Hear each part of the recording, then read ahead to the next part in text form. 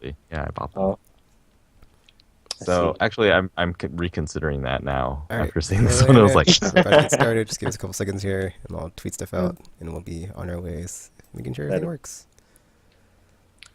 Because I haven't seen like any of the recent animated movies, even though I wanted to see them. So I don't know which ones are the good ones to see and which ones aren't, though. All right. So Our stream's up, and I think everything's working. I'm not in the chat right now, but I think all right, everything's working.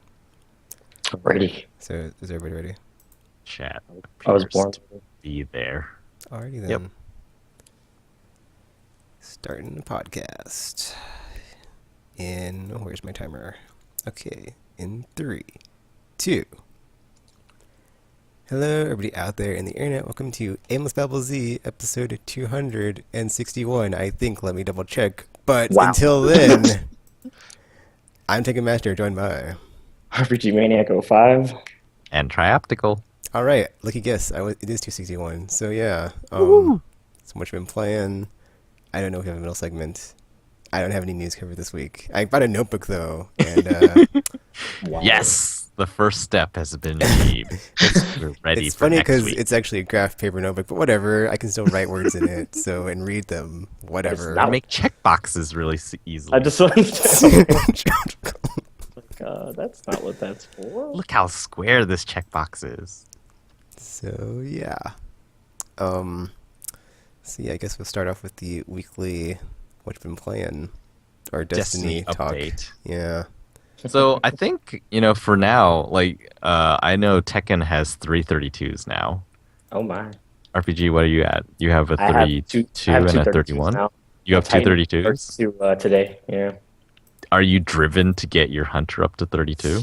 I just want him to be like raid ready. I don't really care about him making it to 32 at this point because I'm like, I'm kind of like cooled off on Destiny, so it's like, Me too. I finally hit my limit. I was like, Whoa, well, I guess I've already hit man. my limit multiple times, but then I hit the breaking point on Tuesday when I didn't get anything from the Nightfalls, and I was like, you know what? I'm not having fun anymore. this past I few don't know if weeks I are ever was. crappy. I've been lying to myself this whole time. What's happening? And yeah, another collapsal moment in my brain. Man. Because, like, for me, mechanically, I still like the game. I pop into Crucible because it's fun. And this past few days, I was trying to get raid ready for hard mode. And so I did reach 32, but then, man, like, raiding yesterday, it felt really exhausting, It like, was more so exhausting. than usually. And I'm not really... I think partially it was, like, hard mode was sort of destroying us, but also it felt way more negative than it sometimes is. Like, sometimes it's just like it's mostly gamer, but that's just for his drops. Like, the actual playing part is fine, but then I started yesterday I to was get like, meaner because yesterday I was like, I what know it is was pretty happening? bad. Like, the But team it's is just like falling apart. I was just getting so annoyed at one point. I was just like, oh my gosh, this is so stupid. And it's like, I don't know. I just got tired and I started to get very mean. And I think I might have hurt Paranoid's feelings. And I was like, whoops. So that was a thing. But it's Because just like, I feel like do you feel like we could have beat it? I feel like we could have beat it. But it was just like, every time it's like, oh, little thing happened, and it's like, it sucks. Everything sucks. Like, it's terrible. well, I think part of it too is like because we had already did the quota rate multiple times and people weren't like getting any drops, so I think that wasn't helping. And then it's like now we're stuck on this part in hard mode, and it's like okay, now I'm just straight up frustrated because it's like not getting anything from this, and we're just sitting here doing the same thing over and over again to no avail. So I was starting to give up, and I was just like I don't know. I tried to hang in there for a few more rounds, but I was like at a certain point I was like, yeah, we just gotta get out of here because this isn't gonna work.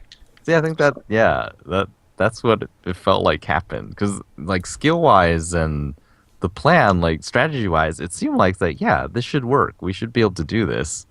But then, because no revive thing, like, that really makes it difficult. So if one person, even if it's just, like, a dumb mistake, it's like, oh, everyone has to die, and we have to do this all over Oh again. yeah, we have to It's like, keep wiping. Oh. so yeah, like, after yesterday, it did feel like, oh man, this is like, I think we've gone too far. we've we've all gone beyond a point, and then suddenly it's like, wow, I think we need a week off, really. Yeah, we need a break. It So, was last week. This last raid was more like work than like I have ever felt. Like it was just like, oh my gosh, like this is the MMO thing. Like you have to, like I have to join in, otherwise we can't even yeah. think about attempting it. So everyone has to be here. We have to do this, and it's like, I was like, I'm not having fun anymore. That's why I like kind of skipped out on you guys doing like the Crota raid the third time when you were doing it for somebody's alternate characters. Because I mean, I would have joined up, but I was like, yeah, I'm kind of over it. So it's like just gonna do something else. So um, it was not pleasant. I'm gonna have to like apologize to Paranoid next time I see him. I was like, I might have got it out of hand last week or last time. So yeah. Destiny, the things you do. none of us play MMOs, right? No. I don't. Yeah, I tried you're. World of Warcraft for like a week last year, and that was like not fun. Yeah, Pass. Probably I've tried it a probably few times. And it's backup. like, But the thing is, like, none of us got to the point in World of Warcraft where it was like, okay, everyone has to be here at this time See, so we I can think go that's the do thing this though. Is thing. like after playing Destiny, I think that's the thing with MMOs. Is like you have to be playing with friends to enjoy them, or it's Yeah, just what's the point if you have no one to yeah. play it with? It's just like I'm this one person in this game of like a tons of people that are on all the time. But then, like, even in that case, like, there is like more of a sense of obligation almost to show up. Because like when we had game nights in Gap, and it was just a regular, oh, let's play Resistance or Warhawk. It was like you didn't feel like, oh, I have to show up so that everyone can have more fun or something. It was just like, oh yeah, it's fun to show up and play with everyone. And Resistance is sort of fun though. there's still that too, but there's also, it's like, if I don't show up, then it's like you gotta throw the dice with randoms, and you hear about the teams as like, oh, I don't know how to beat Templar, I've never done it before the real way. And it's like, do you want the rest of your team to have to suffer through that? It's like- so like, yeah, I think we need a break. We might. 'Cause, uh, That's why I was kind of just, well, I mean, I had told Gamer before we had even started, I was like, I really don't think it's a good idea for us to do the hard mode anyway. But, everyone was all like, we have to try it. And then I was like, well, I can't miss out on the loot that I didn't get anyway. So I was like, oh, well, this is fantastic because now I'm miserable and I'm taking it out on everyone else because this is not fun anymore. So it's like, yeah.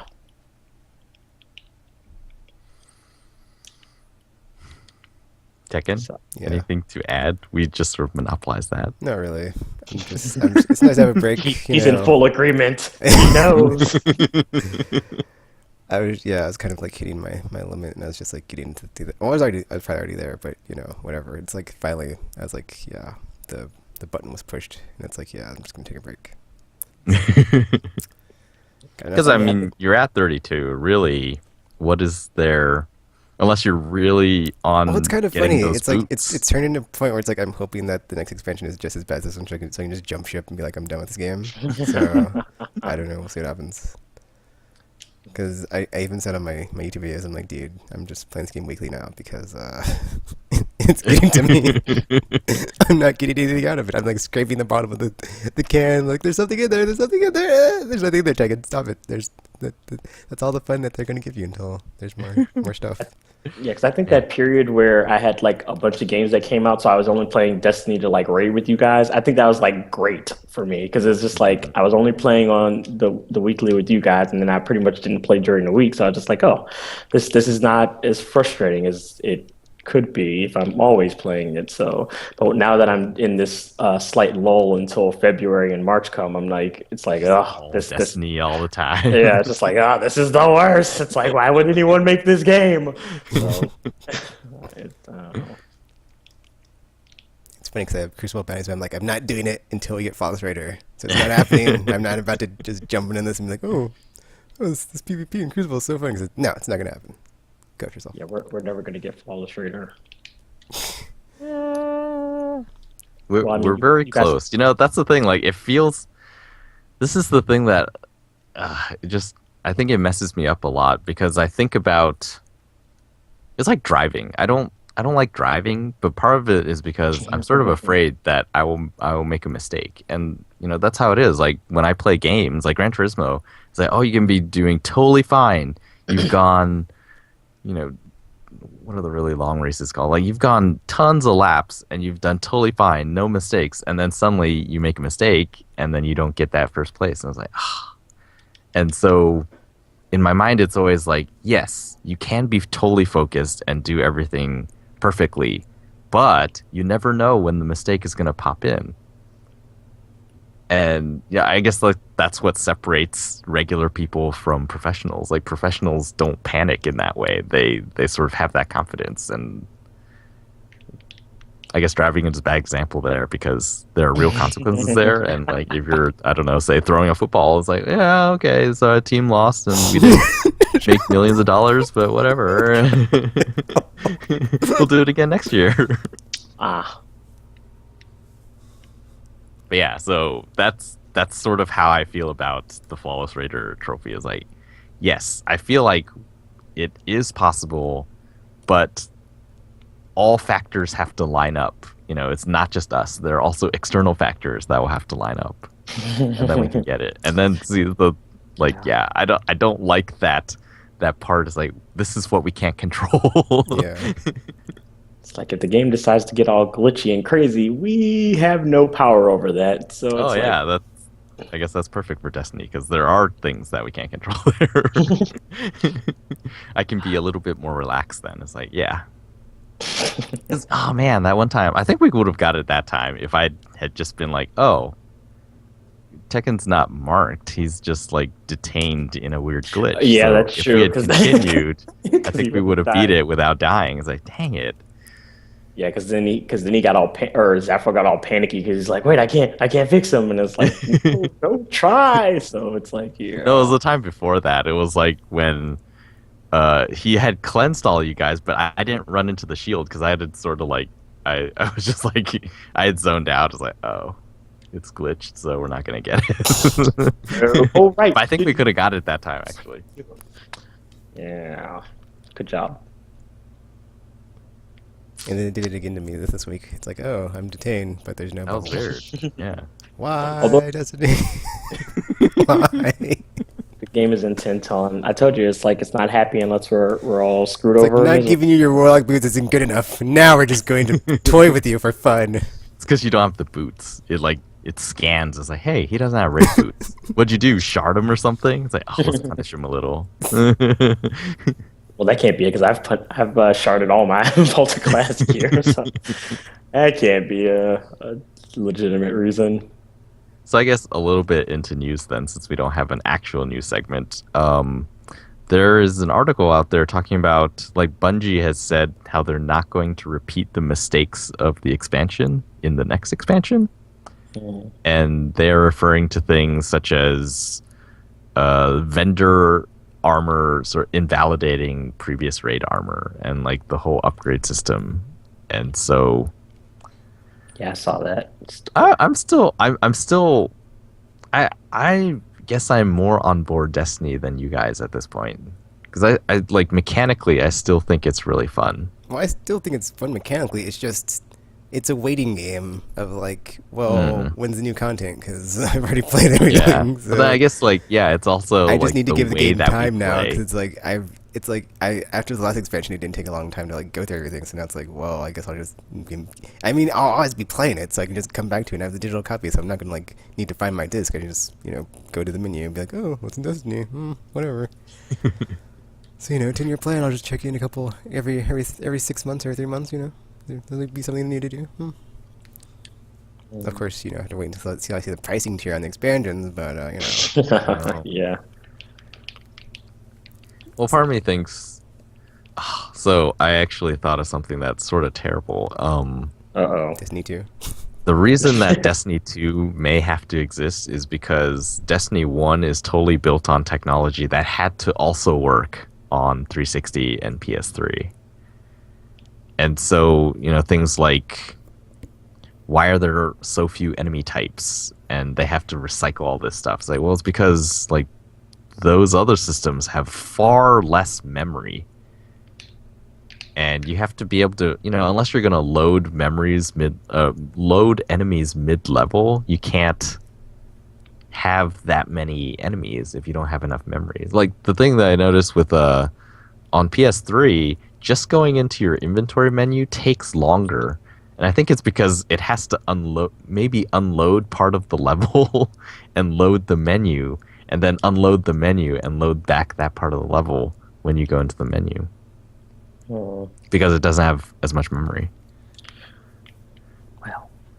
So, yeah, Destiny 2 may be a significant upgrade in many ways that we just can't imagine yet right now. And so it's cool that would be the case, but it would also suck because you have to get Destiny 2.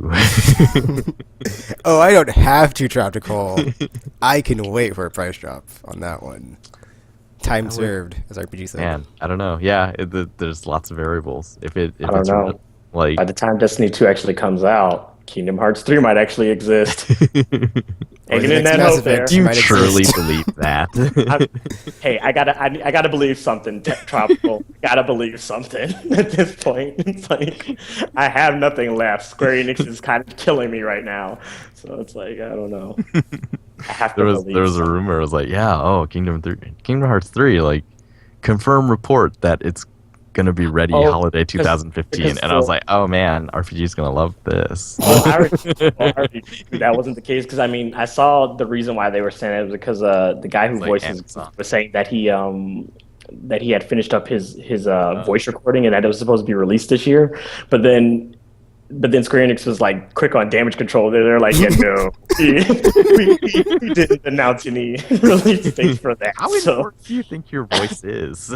I know, right? It's like I'm gonna because when they were like it's the voice of Goofy, I was like he doesn't really talk all that much in the series. I mean, he hasn't even been in the past like 4 games, so I'm almost sure.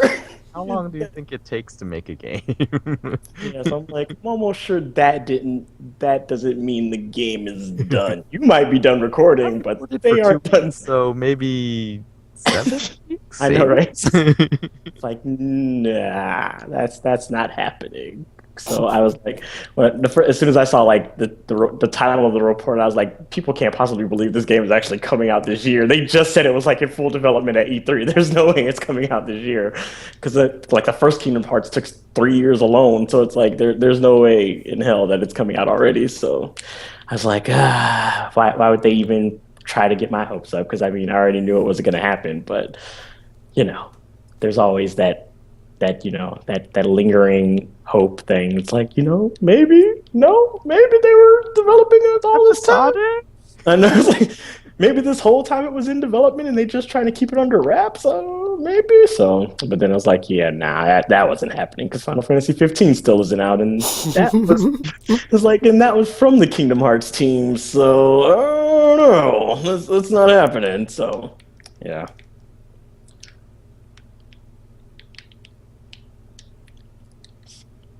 Well, I guess we'll see with Destiny then. Well, it's probably going to be. I mean, Destiny 2 can't. I'm assuming they'll have at least like 2 more expansions before there's an actual like official announcement for Destiny 2, and then it'll get like a release shortly after that. Probably.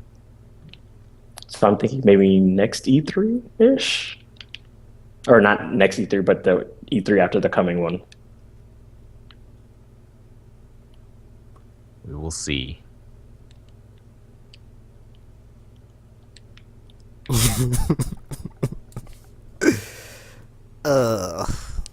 Yeah, next gen, yeah. Woo, PS4, yeah.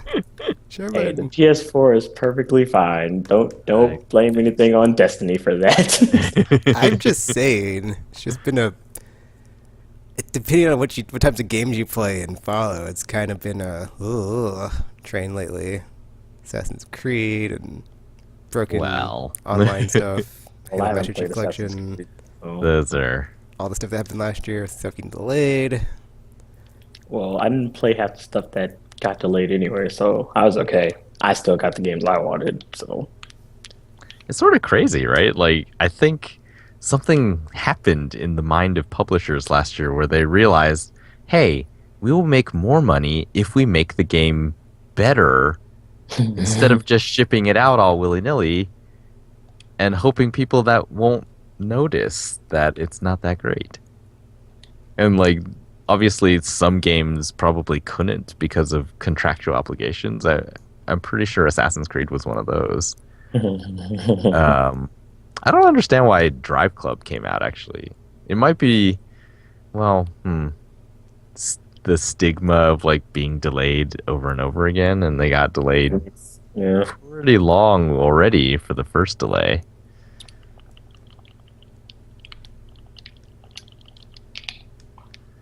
Who knows? But I think Dying Light will benefit from having or from not having a PS3 and 360 version because I've heard really terrible things about Shadow Mortar on PS3 and 360. Really? Wow. Yeah, I saw someone's YouTube video. Yeah, I Like, think ooh. Arkham Knight is going to be one of those where it will. I think it's going to just review really highly simply because that's how it works. You know, the people who review games don't really know too much of the tech stuff, and so they'll basically be comparing Arkham Knight to Arkham City, and it's like, and if they don't mess it up, then you know, just making it a next gen only game is just gonna blow people away. Yeah, we might have to stop doing previous gen and current gen type things, and they might have to just like separate the two. It's like if you're gonna make a PS3 game, do it. If you're gonna make a PS4 game, do it. Don't do both versions. Don't do it Unless you're not pushing the hardware. Like unless you're not pushing the hardware. Yeah, in that case, that can be like cross generational. Yep. Yeah. Because otherwise, I feel like, yeah, if they, because I think that's like even a problem from like last gen when they were having multi-platform games where they were claiming like a certain version of a game was like causing the other version to be like not as good because they're like, well, we have to make sure it's the same for both. Yeah, versions. that's why people want platform exclusives. Mm. In theory, they show off the hardware capability is better. In theory, of course, yeah. Which is why I can't wait for the order. Yes, next month. Yes. I have a 30 days theory about away. that game that I'll get into later. Oh, okay, Dr. Ball. Alrighty then. Dun dun dun. What? You want me to get into it? Sure, why not? Okay, so there was this article that came out, I think it was like a month after Frozen the movie, and it was about why Frozen did as well as it did. And the theory was it was because Disney used the undersell technique to sell the movie. If I don't know if you remember, but like the trailers that came out before Frozen came out for the movie they were very Olaf centric. And if you don't know anything about Frozen, it's like the goofy. He's the comic relief character. Yeah, like the More or less. goofy snowman character, and it was just like all that. So when you watch the trailer, you sort of think, oh, the movie is one of those, you know, it's just another animated children's film with lots of slapstick and like physical humor. It's like, I'll take the kids because, you know, I guess that's what they want. And then people were very surprised to find that there was like a story and how can I describe this? But yeah, like they were surprised that it wasn't a slapstick movie, that it was like, oh, there's a story and it's actually about these other characters, and like the Olaf character isn't really even an integral character that much. He is not. He's like missing for like chunks of the movie, Yeah. so it's like It's like actually as an aside, that's very weird. It's like, is Olaf hard to animate or something, or would he take over the scenes or something? Because like there are numerous scenes where it's just like, Olaf, go over there. It's like, okay, and he just like goes off. Just like 20 minutes, he's just gone. yeah, I think part of it is like they're like just moments where they kind of just have to be like, well, we kind of need a serious moment, so we can't have this guy running around with his whole body humor and all the stuff going on. It's like we got a story to tell. So Yeah, there's whole scenes of like, wait over there, basically. And it's like, okay. And he's just like not on camera. yeah, because there's even like that point like very late in the movie where he shows back up and then just disappears again from the movie completely Yeah. until like the end, and it's just like, huh. Like, make sure no Well, one sees you. It's like, okay. That's right. Oh, the wind Like- is too strong, and he's blown away. It's like, oh, like gone. For the rest of the movie. Like, well then, there goes that. yeah. So like the theory was like people were more impressed by the movie because their expectations were really low. And I'm wondering if the Order will kind of be like that. I mean, if you look at everything we've seen of the Order, it's all been sort of based around the technology of building it. It's like, oh, look how, the camera lenses mimic real lenses, and like all the materials are like real materials, and they reflect light and interact with the environments in the ways that you would expect them. So the game looks like a movie. And then that fact alone has sort of, I think that's, plus it's an exclusive, but like that has sort of been what has kept it in the spotlight. Because when we look at previews of the game, every time there's a gameplay preview, it's always like, it's not that great. It's just sort of a shooter, and that's it. I think that's what kind of turned me off of it, because initially I was excited for it when they first did the first teaser, but then like once I started seeing like the gameplay stuff, I was like, it's just another third-person shooter. So I don't know So, if I yeah, wait for like- a drop until it. Probably the truth is like, yeah, it's just a really good looking shooter, but possibly they have, that thing about how I was saying game publishers have sort of found the formula to get good critical review. And then that sort of died off because it was like, I think reviewers realized, hey, we're getting played. And then they started like out of the blue pulling like, yeah, it's all great and stuff, but I don't like it. And then they gave a low score.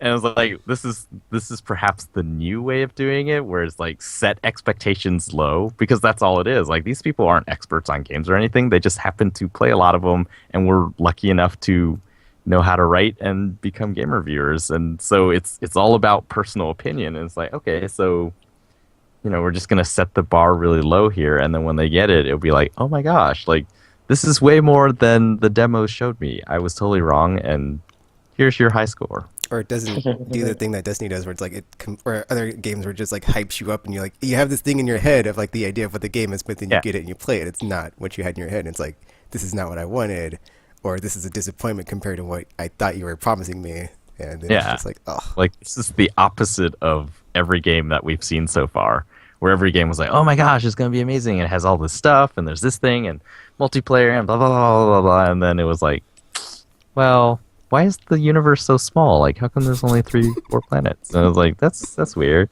How come the ships don't do anything but fly in the load screens? Yeah, where are my damn space battles? Where are my damn? It's not space just Destiny, battles? but it's an easy target. It's and a It lot is of like, an easy yeah. the Order It's is a just lot of like, it. what is your hype for the Order? It's like, well, it looks really good, and I think maybe that's the one part where it's like, yeah, we can totally live up to that because we've been showing gameplay. Like, that is what it looks like. yeah, I just saw that. But then- that It's a current gen game, and so I just mean, like the background and just like looking over the cityscape, it's just like, looks so good. Or the kitchen and everything is just like interactive and bullets and shooting it, and it's like, oh, but it still looks the just technical stuff is there. It's there. So it's like, it's like, it's not that hard to make a game. I mean, okay, Stuart kind of is if you I'm listen pretty to sure. Val. I'm pretty And sure it's a lot games harder games are hard to make, whatever. But they've been working on it for a long time. I believe in them. Whatever. Sony Santa Monica, they got it. It's in the bag. In the bag. I don't know, because it's just like, I don't know. I guess I was expecting something different when it was first showed compared to what I've been seeing so far. Because now it's like even the guns and stuff don't seem like they were similar to what we had initially seen in like the first announcement trailer and stuff. So I'm just like, I don't know. I don't know if I can trust this anymore. So See, It's gonna- so I suspect that something is up there. It's like, it feels, it's been a really weird marketing campaign, and they spend money to research marketing, and it's like, they can't possibly think that this is the stuff that's going to excite people, can they? Yes. And then I'm thinking, oh, Of course, maybe Snapchat maybe Hulk. there's That's when you something pull a else big going on here. physique. But wait, there's multiplayer. That's what everybody wants. Yes. Call of Duty, The Call of Duty, Call of tester. Duty. Man, I missed that show because it was like bad good. It was. It was the best bad good. There's multiplayer. That was the looks on their faces when you do. What? Yes, bring the show back, Sony. Bring it back. You don't even have to give people jobs. Just bring it It's back. like, I don't want powers. I want more the tester. Screw powers. That's actually, yeah, it's kind of weird. I would go with that. I would be okay with that. Well, we haven't seen Powers. Maybe unfair. Yeah, no, bring back the show. I guess I can transition easily into what I've been playing because playing it makes me feel like everything, like many games that were released on PS3 and Xbox 360 should get remade because there was sort of a like I feel Say like now what? that was the era where people had really high ambitions for games and the hardware just really wasn't there yet. The Last And Guardian. I so- agree. Like being able to put those on next gen, or I can almost call them current gen now. I feel like that it You feels can call- right now. It's been time to 15 Yeah. million units. Fastest selling console ever. I feel like putting those games on current gen and doing all the required remastering and stuff like that would be really great because I finished Mass Effect 2 Oh, yeah. last 2 You get to weeks. hear the Suicide Story mission. Oh, mission no. Story. It was really Who lived and who Yeah. died. Get past well. me. Okay, so first of all, it amazed me that I have heard Tekken talk about Mass Effect 2 so much over the years, and yet Spoiler. I basically went into the game completely blind. Every twist in the story, I was like, I "What?" make a purpose never This to talk about the happens? stories of the spoilers of that game. There's like one character you get in your party. I never say who they are because it's like that is like a treat in itself. Wait, is there a character like that? Did I miss something? Oh my gosh, Who did I RPG, not you're so recruit? stupid. Well, no, it Who did was I just not recruit? it was crazy. It was just like the entire game was such a surprise to me. Everything was surprising. It's like, wow, this is not the crew from the first game. Like we're recruiting a new was crew. It's not. like I had no idea this happens. And it's like, wow, like because I'd seen the new characters in trailers, but I thought they were like additions to the crew. I think And it's like that was not the first case saw at it. all. Like they're not. This is a whole new ball game. It's totally crazy. different. Kaiden it all. What's going on here? Yeah, I was like, this is crazy. This is weird. Okay, And kind of yeah, like fine. every mission was a surprise. It was like, oh, whoa, this is happening. It's like, okay. And then, what I was talking about 2 weeks ago, where like Mass Effect 1, it felt like, I guess with Mass Effect 1, what happened was the side missions felt too much like side missions to me. They felt completely trivial to what was actually happening. Yeah. And even, when originally I thought back and I was like, oh, it's because the threat felt more immediate in the first one. And then in the second one, it felt like there are reasons why we wouldn't pursue the main goal immediately. And that's why I have this time to chat up the crew and like explore the ship and like look around at stuff. But actually, I think it was, the first game it pushed you too quickly to always be going on to the next thing. So yeah, there were reasons why you didn't go directly for Saren in the first one. But like the intermediary steps, it always felt like, oh, now we have to go to this place or this will happen. Oh, now we have to go to this place or this will happen.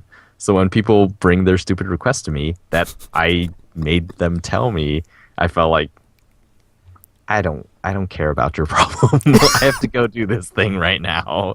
It's like I have important things to take care of. So, but yeah, like I talked to all the characters. I got to know all the characters this time Cause well, also I thought they were more interesting to me too. Oh yeah, I love Samara. I love Samara. I do Yeah, not. that part That's was why like, she whoa, died. this is crazy. What's happening here with It's this like chaotic character? good Jedi without Um, lightsaber biotics. so well, okay, Copyright so infringement. I guess Tekken being the expert here, like, what can I say really, or is there anything you want to ask me? Uh, did you lose anybody in the suicide mission? I did not. Oh, How does that Oh, happen? Can you lose everyone? yes, if chapter cool. if Things can you go very badly. if Can you Shepard assign the die? wrong people Yes, to, Shepard can die. Oh, I and think if then you assign so the wrong he's people to certain tasks, it'll cause them to get deaded. Is oh, how so that you works. can assign the wrong people? Yeah. Like, That's how what does I the did. loyalty thing play? Because that's how Then? she died. Essentially, it's like a, it's hard to describe it, but it's like a number score thingy, and then like if it's not high enough in like the part where you have to like hold the door, then Mhm. you'll lose people. And it's like if you have people that are like not loyal to you when you go to the final boss, in Mhm. that cutscene they will die, and then there's just like Oh, certain just parts where it's like if oh, they're it's the not loyal door or part. if they like if they're not loyal or if they're not the specialist that you need, they will die or other people will die because like stuff will happen. So if Stuff I like like that. picked someone, I mean, there's that one part where it's like biotics, and it's like Yeah, you can't choose anyone that doesn't have biotics. yeah, But like the tech part, if you chose someone who has no tech, yeah. it could be That or they like, probably have no I don't heat know what I'm resistance. doing. I don't know why you chose me.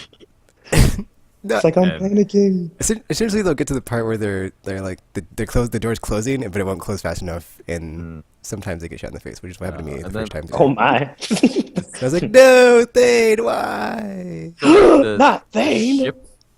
ship upgrade parts, Yeah, like that counts too, that right? affects too. That like how like what happens because that So yeah that part too you can also have that people part's die because like depending on what happens or like what you upgrade or what oh you didn't upgrade when your ship gets hit, the cutscene will oh play out okay, differently. I 'Cause see, I've yeah. seen the alternates on YouTube and it's very depressing. Okay, I was gonna say I didn't see that. I had my ship upgraded when I got to that point, but I was just like, there were so many moments where it seemed like they were just kind of asking for people to get killed off because they're like, assign this person to this shop. Now have somebody escort these people back to the ship. I was like, nope, this is how people go dead. So they're just gonna be on Oh, their that's the other own. cool thing about the thing is like when you like if you assign escorts or whatever, if it's like the thing is like depending on like the person's like class or whatever, they have like a better battle thingy when they hold the door. So it's like Mordred and Tally have like lower because they're tech specialists, but like Grunt Mm. and Garrus and like Miranda because they're like combat soldiers or like Jacob, they're like higher like points in that part because they're Ah, higher.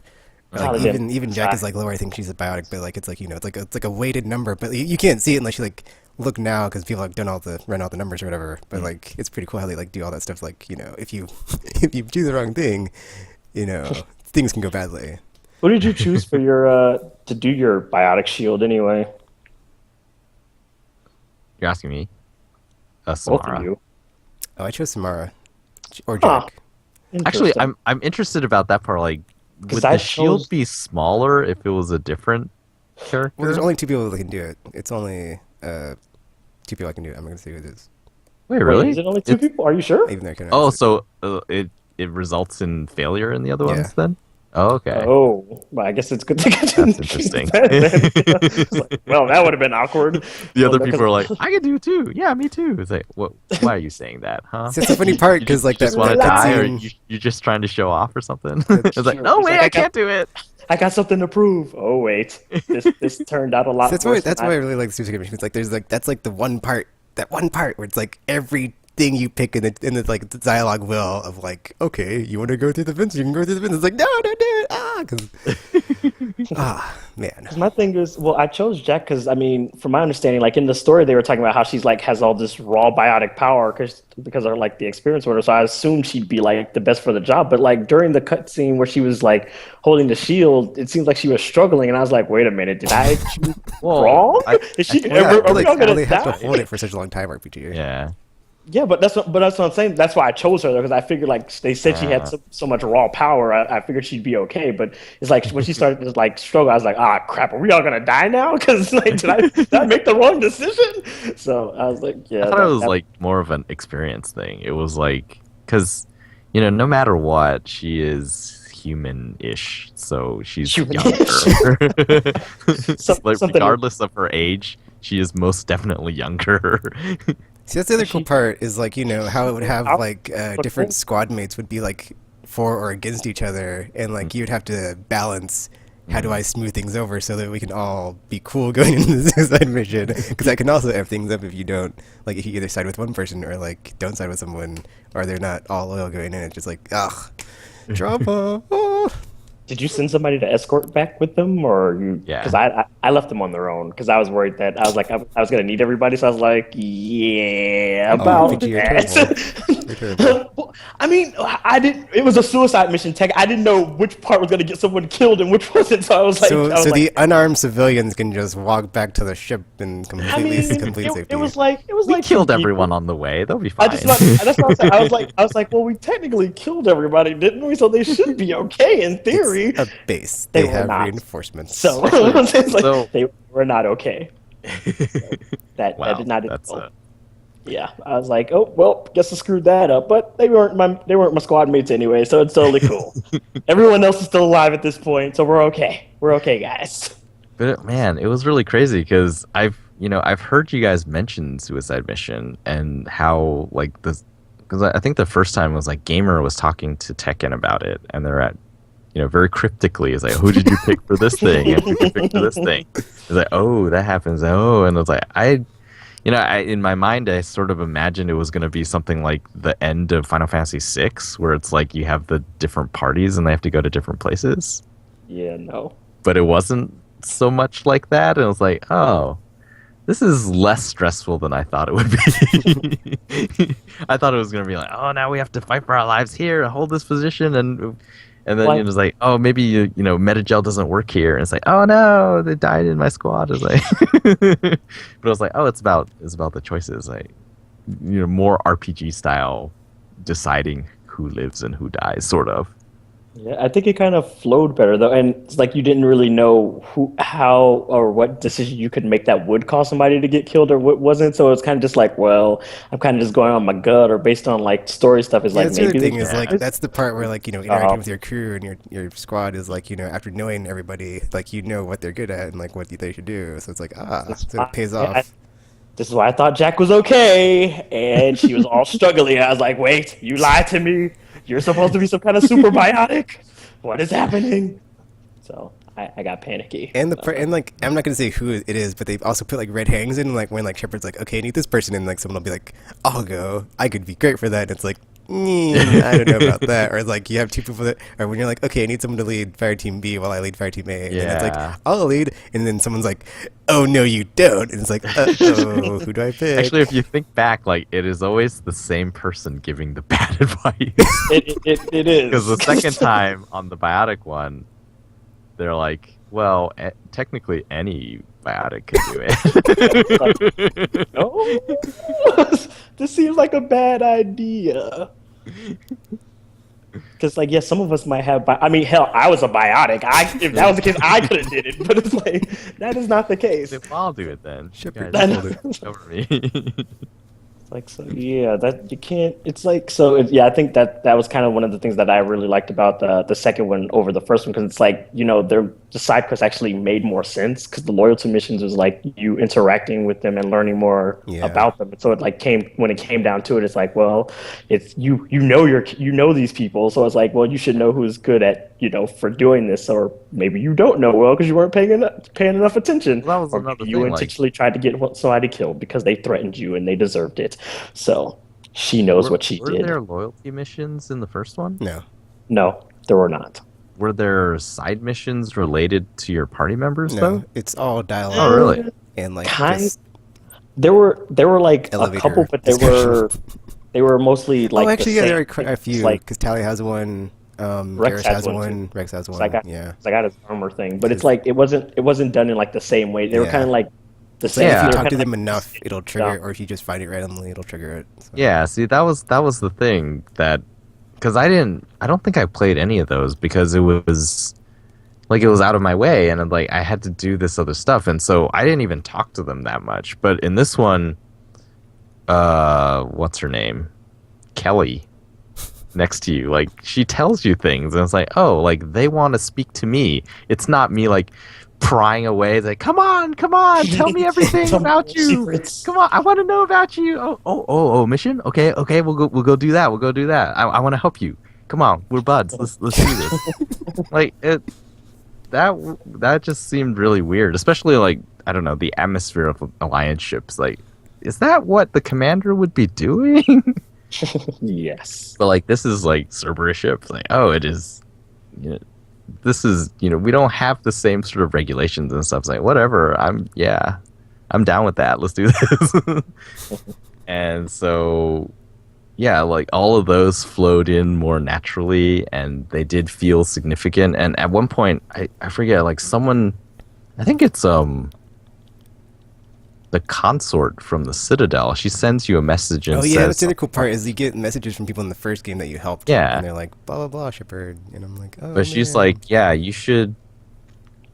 This is pretty important. Well, it basically boiled down to, this may be the last chance for everyone to tie up loose ends. So you should help them do that. And I was like, okay, that makes sense. Like, yeah, this really could mean death. And it wasn't even really the suicide mission part. It's just like, we're jumping into the galactic core and bad stuff happens there. If our theories are correct, you should not be doing that. It's like everything about this seems like a bad idea, but I was like, yeah, forget the mission. Like, will we even get there? And then you get there and it's like, oh, okay, that wasn't too bad. Although I didn't trust the elusive man, though. Oh no, I don't know about that guy. Well, so, okay, these are, like, positives. Like, I really enjoyed it. It was, man, like, how long has it been out? It has taken me years to actually finish this. Like, Shepard was out for 2 years, and I, as Shepard, was out for maybe 10 years? It's a pretty old game. It is pretty old. But, wow, I just playing it, and then especially comparing it to Mass Effect 3, which I sort of, I sort of waited and thought, I'll ask Tekken first if I should get the DLC or wait. But, oh, God, the DLC is like $40 for all the DLC. Just the single-player stuff. Oh, my. And there's no season pass, and there's no, like, there's an EA sale this week. And it's like, oh, yes! And none of it is on sale. But, yeah, I decided, screw it. I'll just, like, jump in. And just presentation-wise, like, Mass Effect 2 is pretty not that great. Like, it feels like a poorly put together game that we all rated really highly because it was something that was different, and it was also BioWare, and they kind of get a pass sometimes. Not from me. Like, presentation, like, there's a lot of repeated animations on people when they talk, and they're very, like, I don't think of Shepard as that kind of character. Like, there's an animation that really bothers me every time he does it. He sort of leans back and crosses his arms. There's no wall. You know, right? I know like, what he you're does that talking a lot. about, It's like, that feels like a weird thing for this guy to do. And then other characters do it too, and it's like,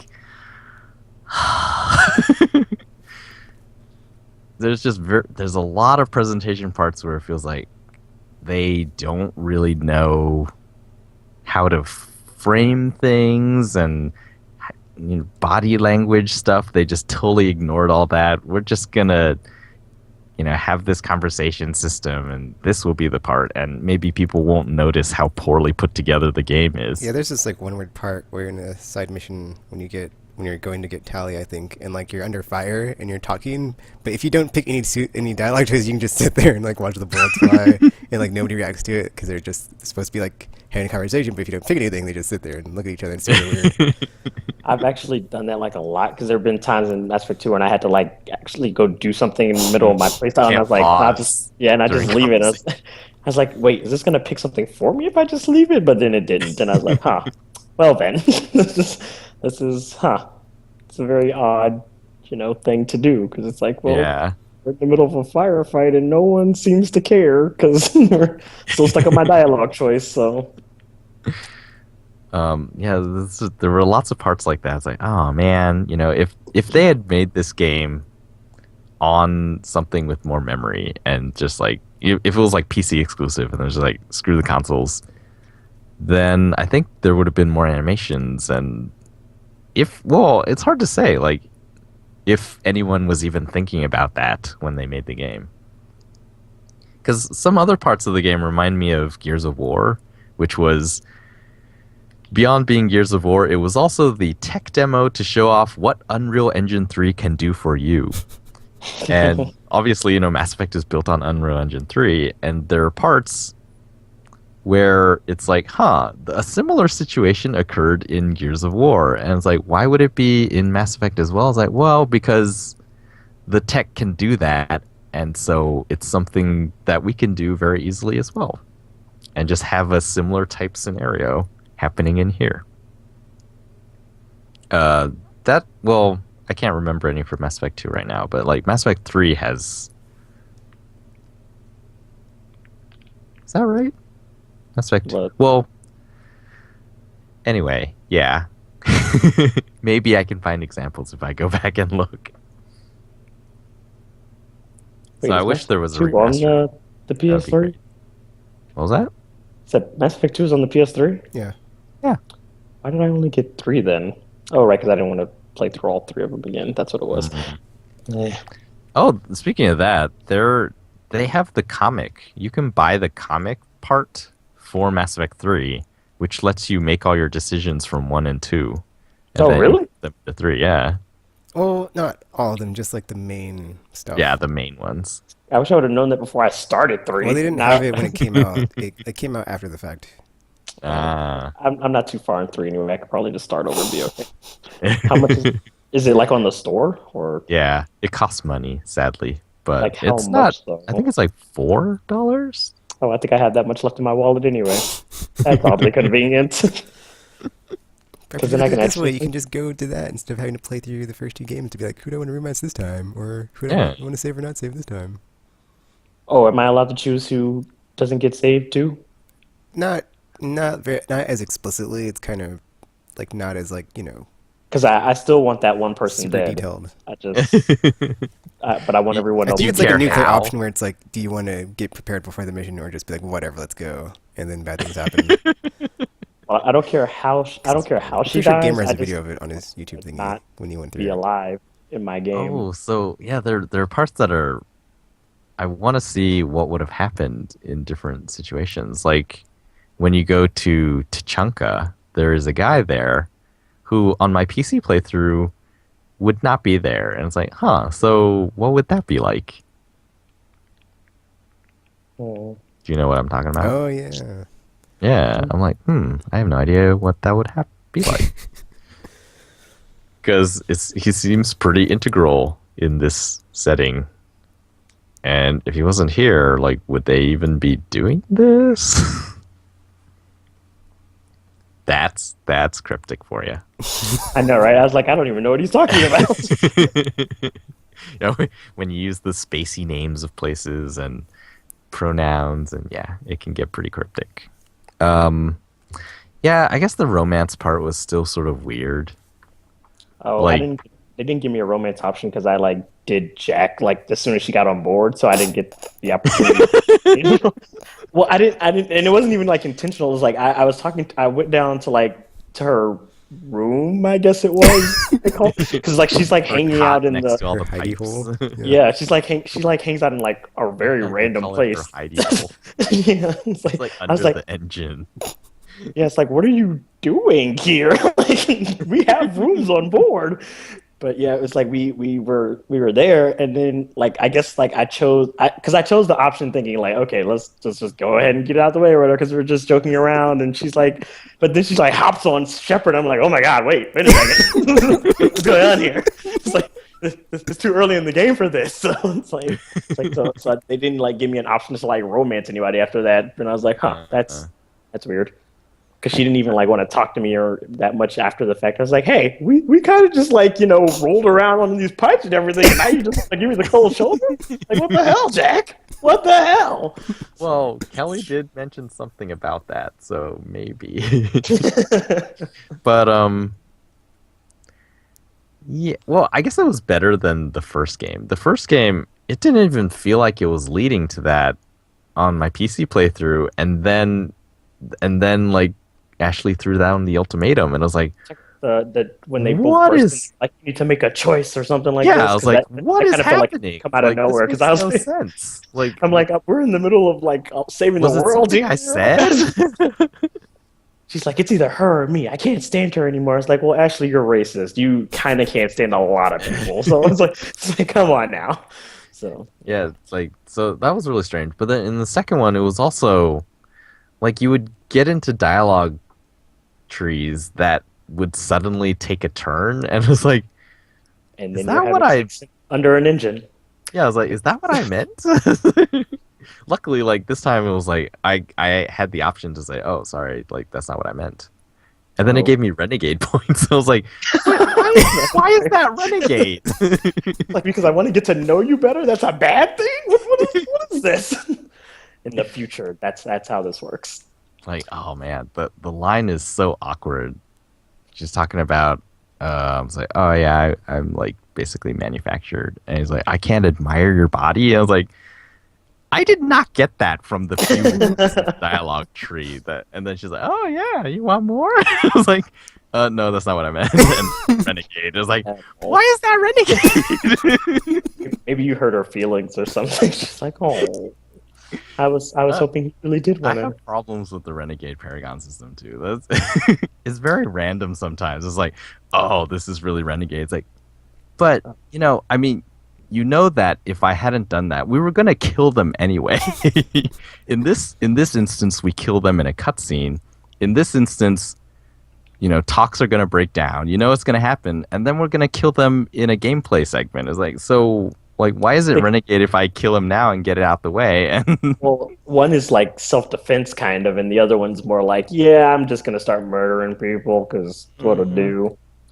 But I mean, it didn't matter for me because I always chose renegade options anyway. So it's like, I feel like the result will be the same, and no one else is here, and it's my squad who's no one else is backing here up versus everyone who is.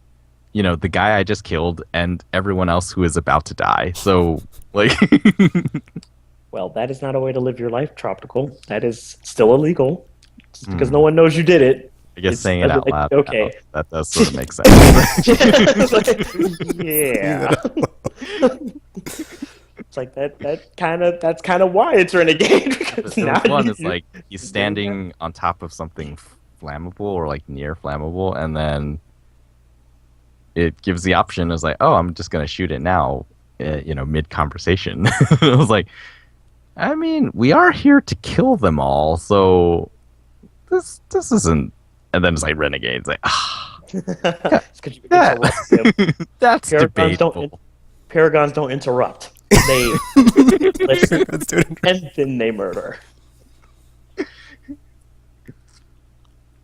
Yeah. So. It was very cool. I did like it a lot. Man, the first game just like messed up the trilogy, or like my view of the trilogy, not having played most of the trilogy. But yeah, playing the second one, I was like, wow, that was really cool. I just wish they had done a better job at making it simple things like, and yes, it was going to be a lot more work, but it would have been really like the masterpiece that Tekken makes it sound like it always is. Because so for example, when you're in the dialogue tree and you go into like the investigate side and you can choose between lots of different things, depending on the order that you choose to ask them in, like they don't flow together very well.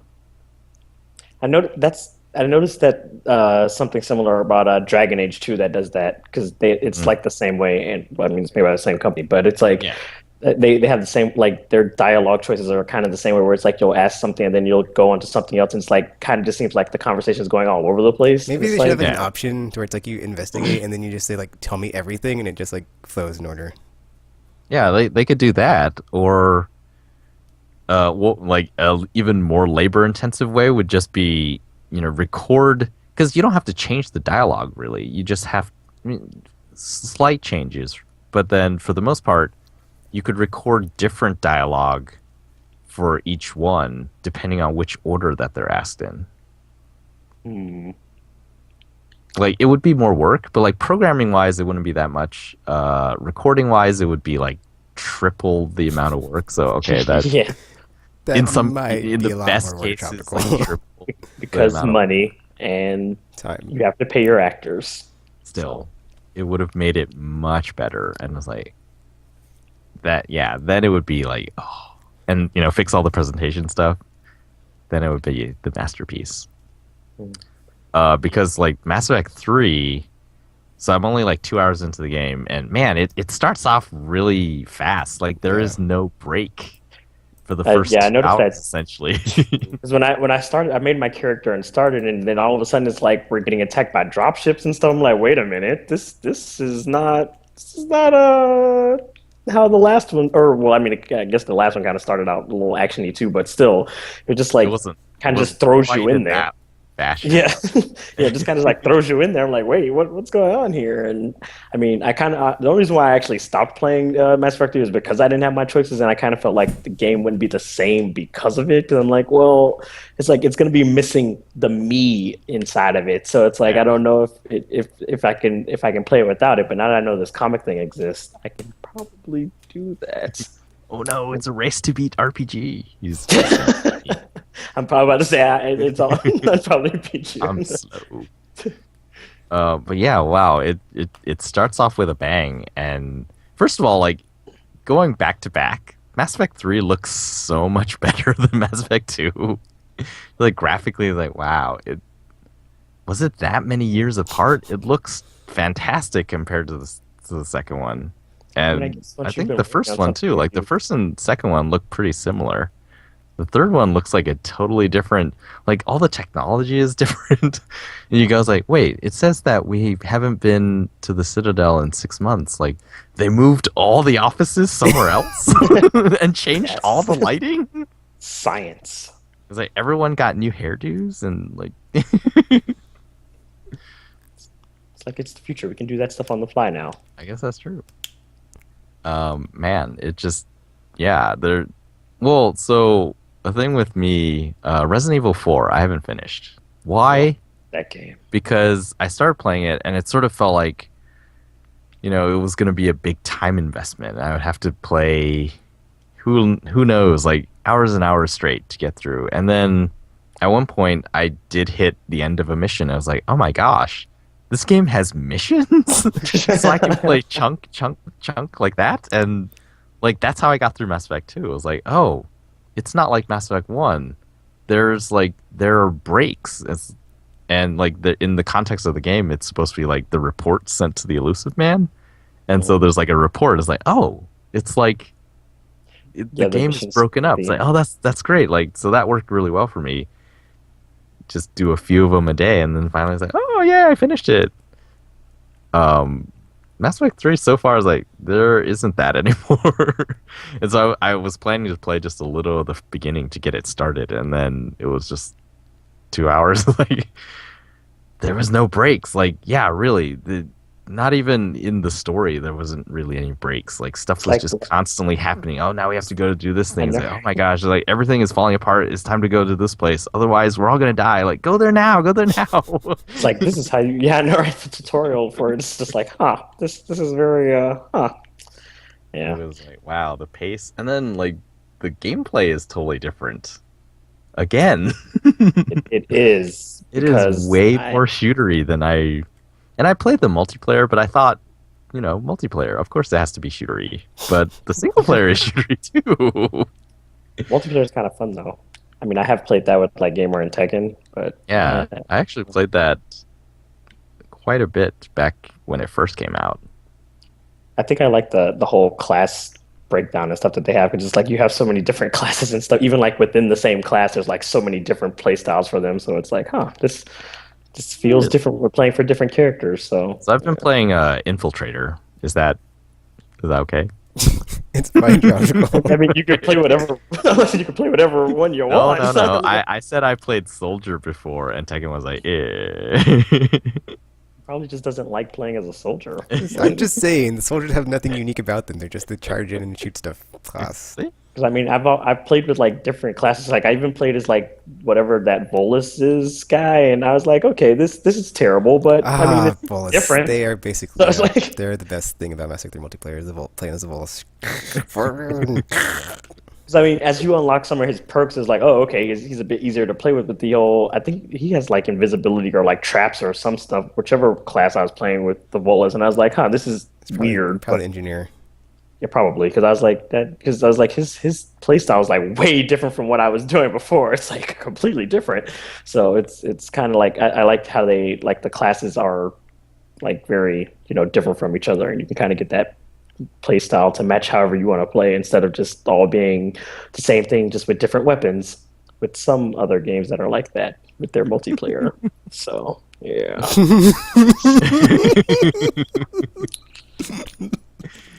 They know who they are.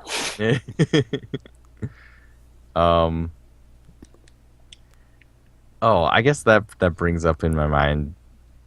Shepard's inspirational speeches always seem kind of weird to me. The way they're presented. I guess I forgot to ask you, Chapter Cole. What did you think of the "not one more" speech? Did he get you pumped up for the suicide mission? That's like one of my favorite speeches. Like it's even better like in the Mass Effect 3 speeches. Mass Effect 3 is like whatever, but like the like "not one more" speech when he's pumping up the crew for like the suicide mission. That's just like that just gets me every time I see it. Just like yeah, Shepard, yeah, just so good. Like that whole scene. I just. Yeah, it's weird. You didn't feel anything with like the music kicking in and like the speech coming on, whatever. That's the thing. Like, I think in the Mass Effect games, like the music kicks in sort of wrong. It's like off. It's off a little. Like he does an inspirational speech in the first one too, right? Yeah. And I forget where exactly, but like the music kicks off at like the wrong point, and then it's like it hits its crescendo at the wrong point, and it's like. They just don't meld well together for me, and then so like in Mass Effect 2 it was sort of like that, but there was other stuff bothering me in that scene, and it was really strange because I'm usually the guy who's like, oh, I don't see any plot holes, like I'm just totally sucked into the story. But this part they're talking about, oh yeah, we have to go in and save all the people, and it's like maybe we should have thought of that before we crashed the ship. It wasn't our fault, but just right before we said, okay, we need to go in to save the people, she just said, we all knew this was a one-way ticket, so like why are you even talking about saving the people? If that's our premise, we aren't saving anyone then, because it's the one-way trip. Everyone is here to die. She said she didn't say it was a one-way trip. She said we knew this might be a one-way trip. Tropical. It means it's not all hope is lost yet. Don't give up. Jeez. That is not how I took that at all. It was just like, we knew this was a one-way trip. And, even on the map, when you go to start it, it says, launch suicide mission. Like, that can only mean one thing. Is like, suicide mission and rescue, like, they're not compatible. And so when he says, like, not one more, it's like, well, except, hypothetically speaking, because this is a suicide mission. So there will probably be one more. More than one more, but you know what I mean. No more innocent civilians out there or whatever. Yeah, the inspirational speeches in Mass Effect, I'm just like, yeah, that did nothing for me. Well, you're probably not gonna like the one in 3 because I didn't even like that one. I was just like, that was okay. It fell flat for me. The one in 3, I was like, no thanks. Because, like, in the beginning, when you're talking to the defense council or committee, it's like, oh, what do we do? They ask, what do we do? And that we fight or we die. And it's like... But we can't win.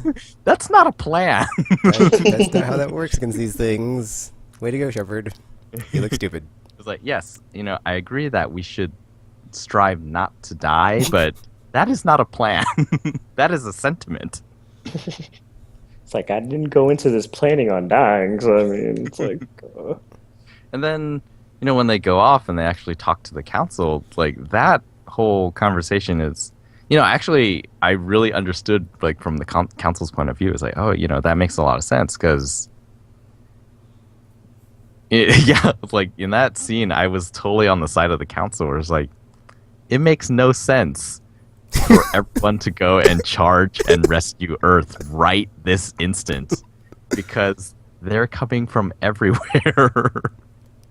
It's like, yes, if we all save Earth, without a doubt, everywhere else will be annihilated because we devoted all our resources to save this one planet, which, from what we know of the invading force, like, is probably already pretty messed up. Like, what would we really be saving at this point?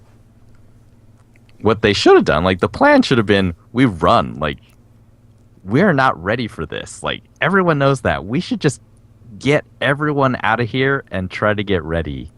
And that should be the plan. But that is not the plan that Shepard and Anderson come up with. And, by the way, like, they just negate your choice of Anderson. I hate that part so much, dude. That dude, whatever. I'm really just talking optical because Mass Effect 3, like, there's so many like nitpicks out of that game. Whatever, just. Ugh. I was like, oh, so they just totally undid one of the major decisions from the first game. What are you talking about? In the end of the first one, you get to choose who you want on the council, right? Yeah. Yeah. And Mass Effect 3 tells you that no matter who you choose, it's gonna be one guy. Ew. And it's gonna be that guy. And it's just like, oh, even if you chose the other guy, they negate that choice sometime in the interim between 2 and 3. And it's like, nope. Oh yeah. Sorry. You didn't want to do it anymore. It's like, well, are they the only 2 humans on the Citadel? Like, they have chosen somebody else? Could there have been another character, perhaps? But no. Oh man, you say there's a lot of little nitpicky stuff in Mass Effect 3? Because I've started to pick. Yeah, try to call in my mind. Because after like everybody's like complaining about the ending, I was like, whatever. I mean, it's like it just got to a point where it's like an echo chamber of like I couldn't not see all the small things, and it just gets to me now whenever I think about it with this game. It's just like all the small things. It just collapses under its own weight, and it's just like they're so close, but whatever. Yeah, I guess I'm like that too. I feel like if they had just done these things, which may have been really expensive, but, we're making a masterpiece here. Who cares? And it's EA. Yeah, they could have made these games, like, really, really, really incredible. And it's just like, even when Mass Effect 4 comes out, it's like, it doesn't replace the other threes because they were just masterpieces. But they're not. Makes me sad.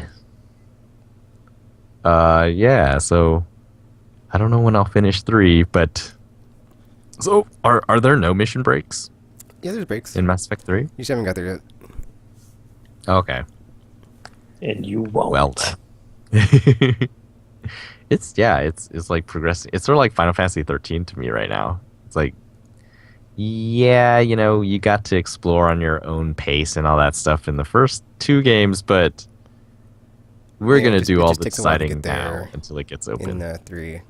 And then you're like, oh, okay, I'm back to where I remember this game being. I guess it also feels a bit more gamey than the other 2. Like the galactic readiness thing. Where it's like, these are your war assets and like these are little points and you got to get the points up to a certain amount. And it's like, oh, that's very different from what I just played. Which was, like Mass Effect 2 really felt like, oh, I'm doing my thing. That's the thing about like Mass Effect 3 versus the other 2 is like 3 is like the conflict is here, we are at war, like, and now it's like a completely different experience versus the other 2 because it's like that thing that you've been mentioning in the last 2 games is finally here and we have to deal with it, and now it's like changing the way the game is played. Yeah. I guess, inevitably, if you're going to tell these kind of stories, like, that's what's going to happen. That's what happened to Dead Space. That's what happened to Resident Evil. Like, if you're, about shadow organizations and oncoming threats, like, someday you're going to have to face the threat, and then it's not going to be scary anymore. Because if it's still scary you're gonna lose because you don't know anything about the threat. I think that's another thing that hurt Mass Effect 3 is just it's not very good as like from a war story perspective compared to the two where it's like the other two where it's like building up to this thing that's coming that's like, oh no, what's going to happen, and then 3 gets here but it's like kind of falls flat. Well, I we'll see. I'm excited to see how it goes. After the second one, I was like, oh yeah, and then with the tech enhancements, like wow, the world looks great now. The layout is pretty much the same, but I don't know, it looks different. It just looks so nice now.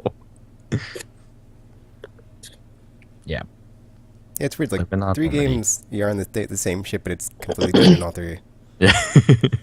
Well, in all fairness, they talk about that exploded the in first third time. one. When they're talking about why the armory is in the shuttle bay now. Yeah. After you mentioned it, I was like, oh yeah, that is sort of weird. Also, we don't get into the elevators anymore. There's just a control panel on the outside of the elevator, and I don't know. Do we just beam to different places on the ship now? No, trapped a coal.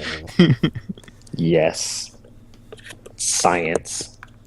So yeah, the return of Mass Effect extravaganzas to Aimless Podcast. Dun dun dun. I don't anticipate too many more of those. It was just like, I feel like I played a lot of Mass Effect 2 over the past 2 weeks.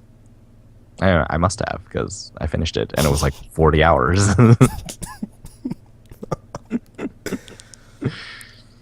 It was crazy, but it was good. Well, so I did skip the Firewalker stuff. I got the Hammerhead, and then I was just like, and then so I went to do Project Overlord, and then I got there, and that one was really cool because the atmosphere was very spooky in all of Project Overlord, but you had to drive the Hammerhead around, and I was like, well, now that they forced me to do it once, I'm not going to do it by choice anymore. It's like, let's just go do this thing. Then got the IFF, and I was like, oh, this thing happened. This is so weird. He speaks. And then that segment with Joker is like, wow, that was kind of neat. The whole crew. Man, that was fun. All right, done with Mass Effect. Are you done with yes. Mass Effect? Well, no, but yes. Citizens of Earth came out last week. Have you tried it yet? I have not. It is sort of a weird thing. Like, it asks the question, why do all old school style 2D like isometric RPGs have to be made with pixel art? And the answer is they don't. But that is exactly what the game is. It starts in basically exactly the way that Chrono Trigger starts. Oh no. So there's a festival? Sort of. Wake We'll up? see. Or you just wake up. Yes, you wake up. Hello. And your Chrono. mom is there. What? And you have a conversation. Yeah, it's just like you start as like, oh my gosh, like this is the intro to Chrono Trigger, and then you go out and you do your thing, and yeah, it's that kind of. Now I really like, want to play Tropical. Chrono Trigger. You just said it's like Chrono Trigger, and my brain is like, I just play this now, and I bought it, so I was like, clearly this is going to happen after the podcast. It is not Chrono Trigger though. Oh well, It's not, but it's Never just like mind then. it starts and it's like, if you play Chrono Trigger, it's like, this is the intro of Chrono Trigger, and then you go play it, and it's a much like funnier game. Like it's a comedy type game. But yeah, it's a very old school Japanese RPG style and like systems and stuff. Pretty fun. You should check it out soon. The other one I picked up was Rollers of the Realm. These were all like indie games on sale. Or I guess Citizens of Earth wasn't. But it was on sale for PlayStation Plus by a little bit. And there was that coupon code. Anyway, Rollers of the Realm, it's like a a pinball game if you're not very good at pinball. So like if you played Zen Pinball and you're trying to do like the quote unquote story missions on that, and that was the thing that blew my mind. Is like, wow, pinball machines have stories. They Well, of kind of course. do. And if you're trying to do those, like I can never get any of those. And so the game is only kind of fun to me because I can try for hours and hours and that's enough engagement, but I can never see like the stories of the missions on Zen Pinball. Um Rollers of the Realm is like much more story heavy. Like there's dialogue and characters and stuff.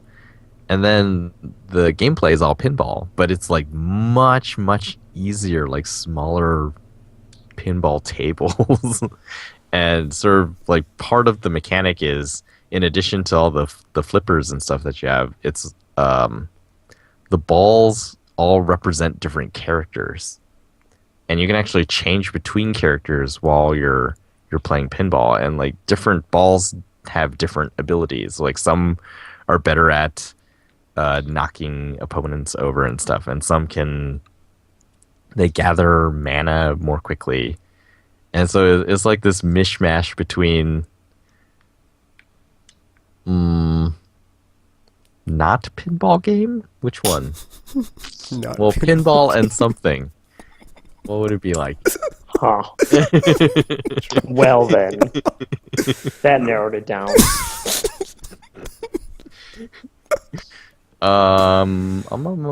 It's like an action game, but all the action is pinball based.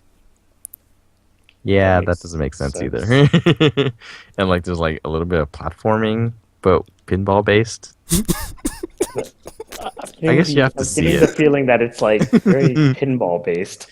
Yes, it's very pinball based, and you move through a series of small pinball tables, and you try to, it's basically the same thing. You're trying to hit certain points on the table, but you can switch between the different types of balls that you have because some will be better at some things than others.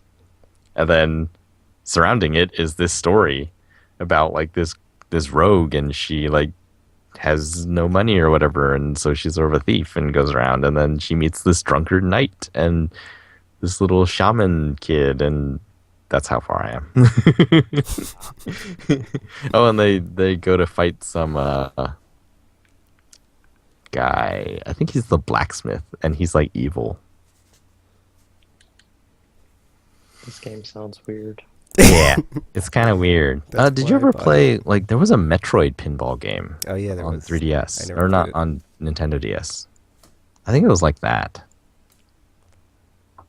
The only pinball game I've ever played that was like from a thing was like Sonic Spinball from back in the Sega days. Is that like primarily pinball then? I think. Yeah. It kind of Mhm. you would have to see it.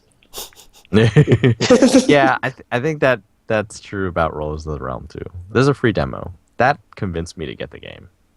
I played it. I was like, oh, that was actually pretty fun. Well, I Oh, usually there don't is a get demo. demos now because you It's guys funny are because I was looking at a all... bunch of those indie games. I was like, if there's a demo for this, I'd play it to see if I want to. But I was like, I don't see an option to download a demo here. But I bought it. Yeah, man, that sort of sucked. Like, so I also wanted Citizens of Earth and Rollers of the Realm both had demos, and playing those convinced me to get the games. The third one I was looking at was Ironclad Tactics. I think you ended picked it up up. getting that I one. Tekken has it. Yeah. But I went and looked up. So there's no demo. There's barely any information on the PlayStation like store site or in the store on the console. Not even like screenshots or anything. And then I went to their website to look it up, and they don't even mention like console versions on there. And I was just like, I felt like that. Oh well, if you're not gonna put in the effort to make me want to buy this game, then I'm just not gonna put in the effort to buy it. It's actually really weird on the menu overlay. There's a mouse cursor, so it's super weird. So I was like, Wow. why is there a mouse cursor here when you're selecting your options? That's terrible. Because it seems sort of interesting. The premise seems sort of interesting, but since there was basically nothing convincing me to buy it, I was like, you get nothing for no effort. So that's what happened. So I didn't get that one. Last thing I've basically decided, yeah, it's weird. Like there was news today that they're discontinuing support for YouTube and Maps on the PlayStation Vita. No, and I don't use those. It's fine. Yeah. I don't think most people use those. So like even Nier is going to get sort of borked because it used Maps, and since Maps is going to be gone, Nier will also lose some of its capabilities. But What again, exactly like was no Nier one, for, yeah, like though? no one It's is really using like, Nier. it's like I think I clicked on it like once before because only because it was like you unlocked some reward or something. I was Yeah, like, for what? because it's What did supposed I to. do? I thought it was supposed to be like Street Pass or something, but it never worked in that way, and Well, it's a that's very what I was strange thinking at thing. first too, but it didn't work like that. So those are going away, and Yeah. I bought PlayStation TV at launch, and I've had it, and I was like, well, the funny thing is, YouTube isn't even on the thing, so in fact, like nothing is on it. Like the only thing you can watch is Crunchyroll. Um, yeah, there's just no apps for PlayStation TV, and been trying to figure out, okay, how does this fit into my ecosystem of electronics here? And so I've decided to use it as a small PlayStation 1 and put like my digital PS1 games on it. Hmm. So I've been playing, I decided like, okay, I'm going to beat Final Fantasy 9. Yeah. I have played the Classic. No, you're beginning of the not. game and the end of the game. Like I played it, I played the beginning. I remember falling asleep playing the game once in my dorm. And then a friend of mine bought a PS2 and he wanted to borrow it, so I lent it to him. And I remember like it was basically that entire semester like I didn't see the game. And then at It's the like end of the semester they have this weird thing here where everyone basically has to move out for 2 weeks because there's no like all the apartments are closed and all the dorms are closed, and it's like so we had nowhere to live, and so I went and lived with that guy, and he was still playing it, and it was like the last boss, and he just couldn't beat the last boss. And which last so boss? Is it like the one that comes out of nowhere last boss, or the one that's like the actual last boss, last boss? I have no idea. All I know is that after I beat it for him, the credits, like Oh, there so it was like was some story stuff, and then there was the credits, and so I was like, somebody out of nowhere. for years I felt like I beat Final Fantasy 9. Lies! Oh, you may be a tropical, but you didn't experience I it. know. Of course, that's You did not true not. because I've started playing it. I'm already to a part where I don't remember it at all, and it's basically like right after the Beginning. kidnapping scene. Like the first act. It's like, oh, And I was just like, "Wow, I really didn't play any of this game, did I?" you did not. Yeah. So Which is sad playing because through it's like that, the best ones. Yep. One of the best. using the same strategy as Mass Effect 2 was like, okay, I'm gonna play a chunk at a time. As long as I'm always making forward progress, I will eventually finish it. And so, but it's weird in Final Fantasy 9 because sometimes that means I'll play like 10 minutes and it's like, oh, it's the next save point. I was like, well, don't want to break the pattern. Otherwise, if you start breaking the pattern, then things start going awry.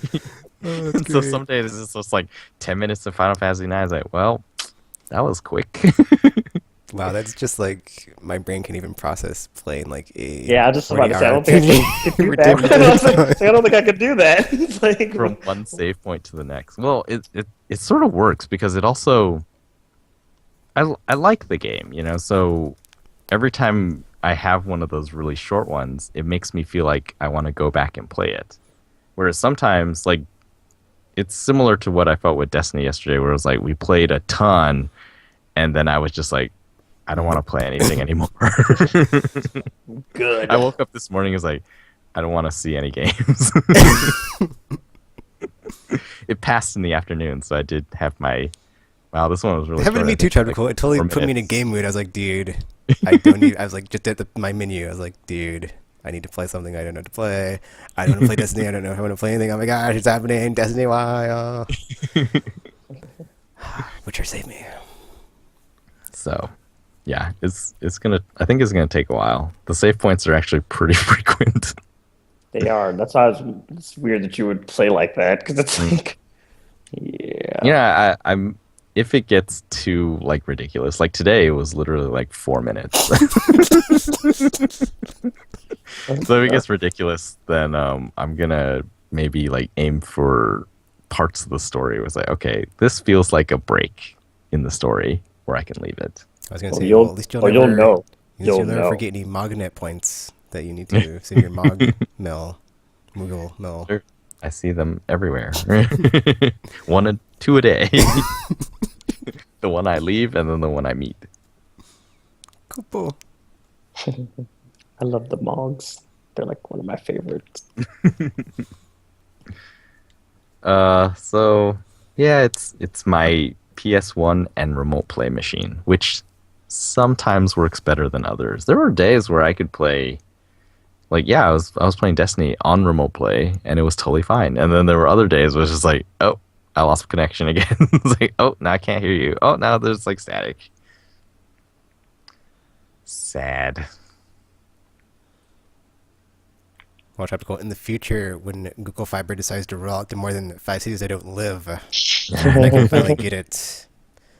Then, So when Yeah. I saw them rolling out to it, and I was like, "Those aren't. I don't live near any of these. This does not do any good for me at all." So that's like 7? There will be 7 cities in the next 2 or 3 years that have it? I mean, Austin is somewhat tempting, but it's like Texas. Ugh. Pass. But it's Austin. But it's The Texas. weird Texas. I was just about to say it's not the normal Like one. Austin is really, really weird compared to the rest of Texas. It's almost like a normal place. What a burger. You know they have those like everywhere, right? Do they? They don't have them up here. Oh, well, they have them in most places. Okay, They don't this have 'em is here going either, actually. into aimless territory. Is prime rib like a big thing in the US, or is it just up here? Like, I just found out in Wisconsin there's a place that is the supper club capital of the world, where there's something like 70 some supper clubs in this one county. I don't even know what a supper club is. It is, well, it used to be a place where people would go in at like 4, have drinks and stuff, eat, and then stay for like entertainment. It was like, like the 20s or whatever. And so now these days, That's why I don't know. That explains that. But these days they just, what are they now? Back in the golden 20s, Bars? people had money to just go and eat and hang out and be entertained. I guess they kind of have that atmosphere, but they're not like super rich places anymore, and they're not like, they don't have the after dinner entertainment and stuff. So it's just like a dinner place. It's like how did they describe it? America. I don't know. So that's not a big thing then in the rest of the country. It is not. Is prime rib a big thing in the rest of the country? Because like here, you look up every one of them, and like they'll have their menus. Like advertisement will show like certain stuff that they want to advertise, but then all of them will have a stamp. It's like prime rib served daily. I don't know. I mean, for some people, it is, I guess. I mean, I eat different cuts of meat, so I'm just like, eh. What would there was there was a chart that I saw where it was like the disproportionate or like the most popular cuisines in every state. And in Wisconsin, it was American cuisine. I was like, There's no such thing. It's like, is that the supper club thing? Is that what they're talking about? Yes. So it's prime rib and potatoes? Like, that's American cuisine? Steak and potatoes. That's as American as you can get, because I that's guess the only so. thing that's American. Cows from here, potatoes from here, fire from here. Fire. Yes. Elves. Uh, Yeah, that is a strange thing. I mean, I guess it would make sense because I mean, it's Wisconsin. It's not like I feel like it wouldn't be like a big migration place for a bunch of American cuisine would be the common thing there, quote unquote American cuisine anyway. Oh my God. 'Cause- Oh, now we're going deeper. And I'm sorry, but 2 weeks does this to me when I don't podcast. I should get my own Built up. fucking whatever. Should do a There was chatting a with McDonald's here that they have something called Create Your Taste now. Have you seen any of these? It's like I haven't there's been- touch screens in the restaurant, and you assemble your own burger, and it's something like Oh. $5 for a custom burger. It's not as fast as their other ones because I don't know. They just have those in little hot trays. These like they actually make, and it takes like 10 minutes, and then they come out, and it was like the most amazing burger from McDonald's I've ever seen. I It's saw your like tweet about it. yeah, it's like when you look at the advertisements for McDonald's hamburgers, like that's what this burger looked like. I was like, that is insane. Like I am at McDonald's right now. And I asked the lady, and she was like, yeah, basically we just got this a week ago, and there's only 2,000 of these in the U.S. And it was really strange because this is a tiny town in Wisconsin. Like, you guys have this? Well, they usually My bigger roll town stuff like that doesn't out have in this? small Out towns in for like boonies? testing. Mm. But as I understand it, it's been in testing. Like this is the further rollout of the idea. Yeah, I've never heard of it. Also haven't been in a McDonald's in like a Mm. long time, so that's probably why. But I've seen it. so I haven't seen it, no. Because I know, well, I mean, there's like, because it sounds similar to like other, I guess, ordering systems that people do. Because like there are restaurants now that are kind of getting into the whole touchscreen ordering and like having like interactive tables and stuff like that. So it just might be an extension of that. And now they're kind of rolling it into like fast food stuff instead of just like, specialty restaurants and things like that. So Because I understand like McDonald's isn't doing well, and so they're trying for the first time in decades. They're like trying different stuff, and so yeah, like this is one of those things. But like as people like they make most of their money through drive-through, and like this is not something you can do for drive-through because 10 minutes for a car is just going to be this huge pile up on the road, or maybe not because. I don't know. People believe a lot of weird stuff about McDonald's. yeah, I didn't know they were even doing that. Because yeah, like I was saying, most of like that kind of tech and stuff I usually see in, just like single restaurants, not like Real fast food restaurants. chains.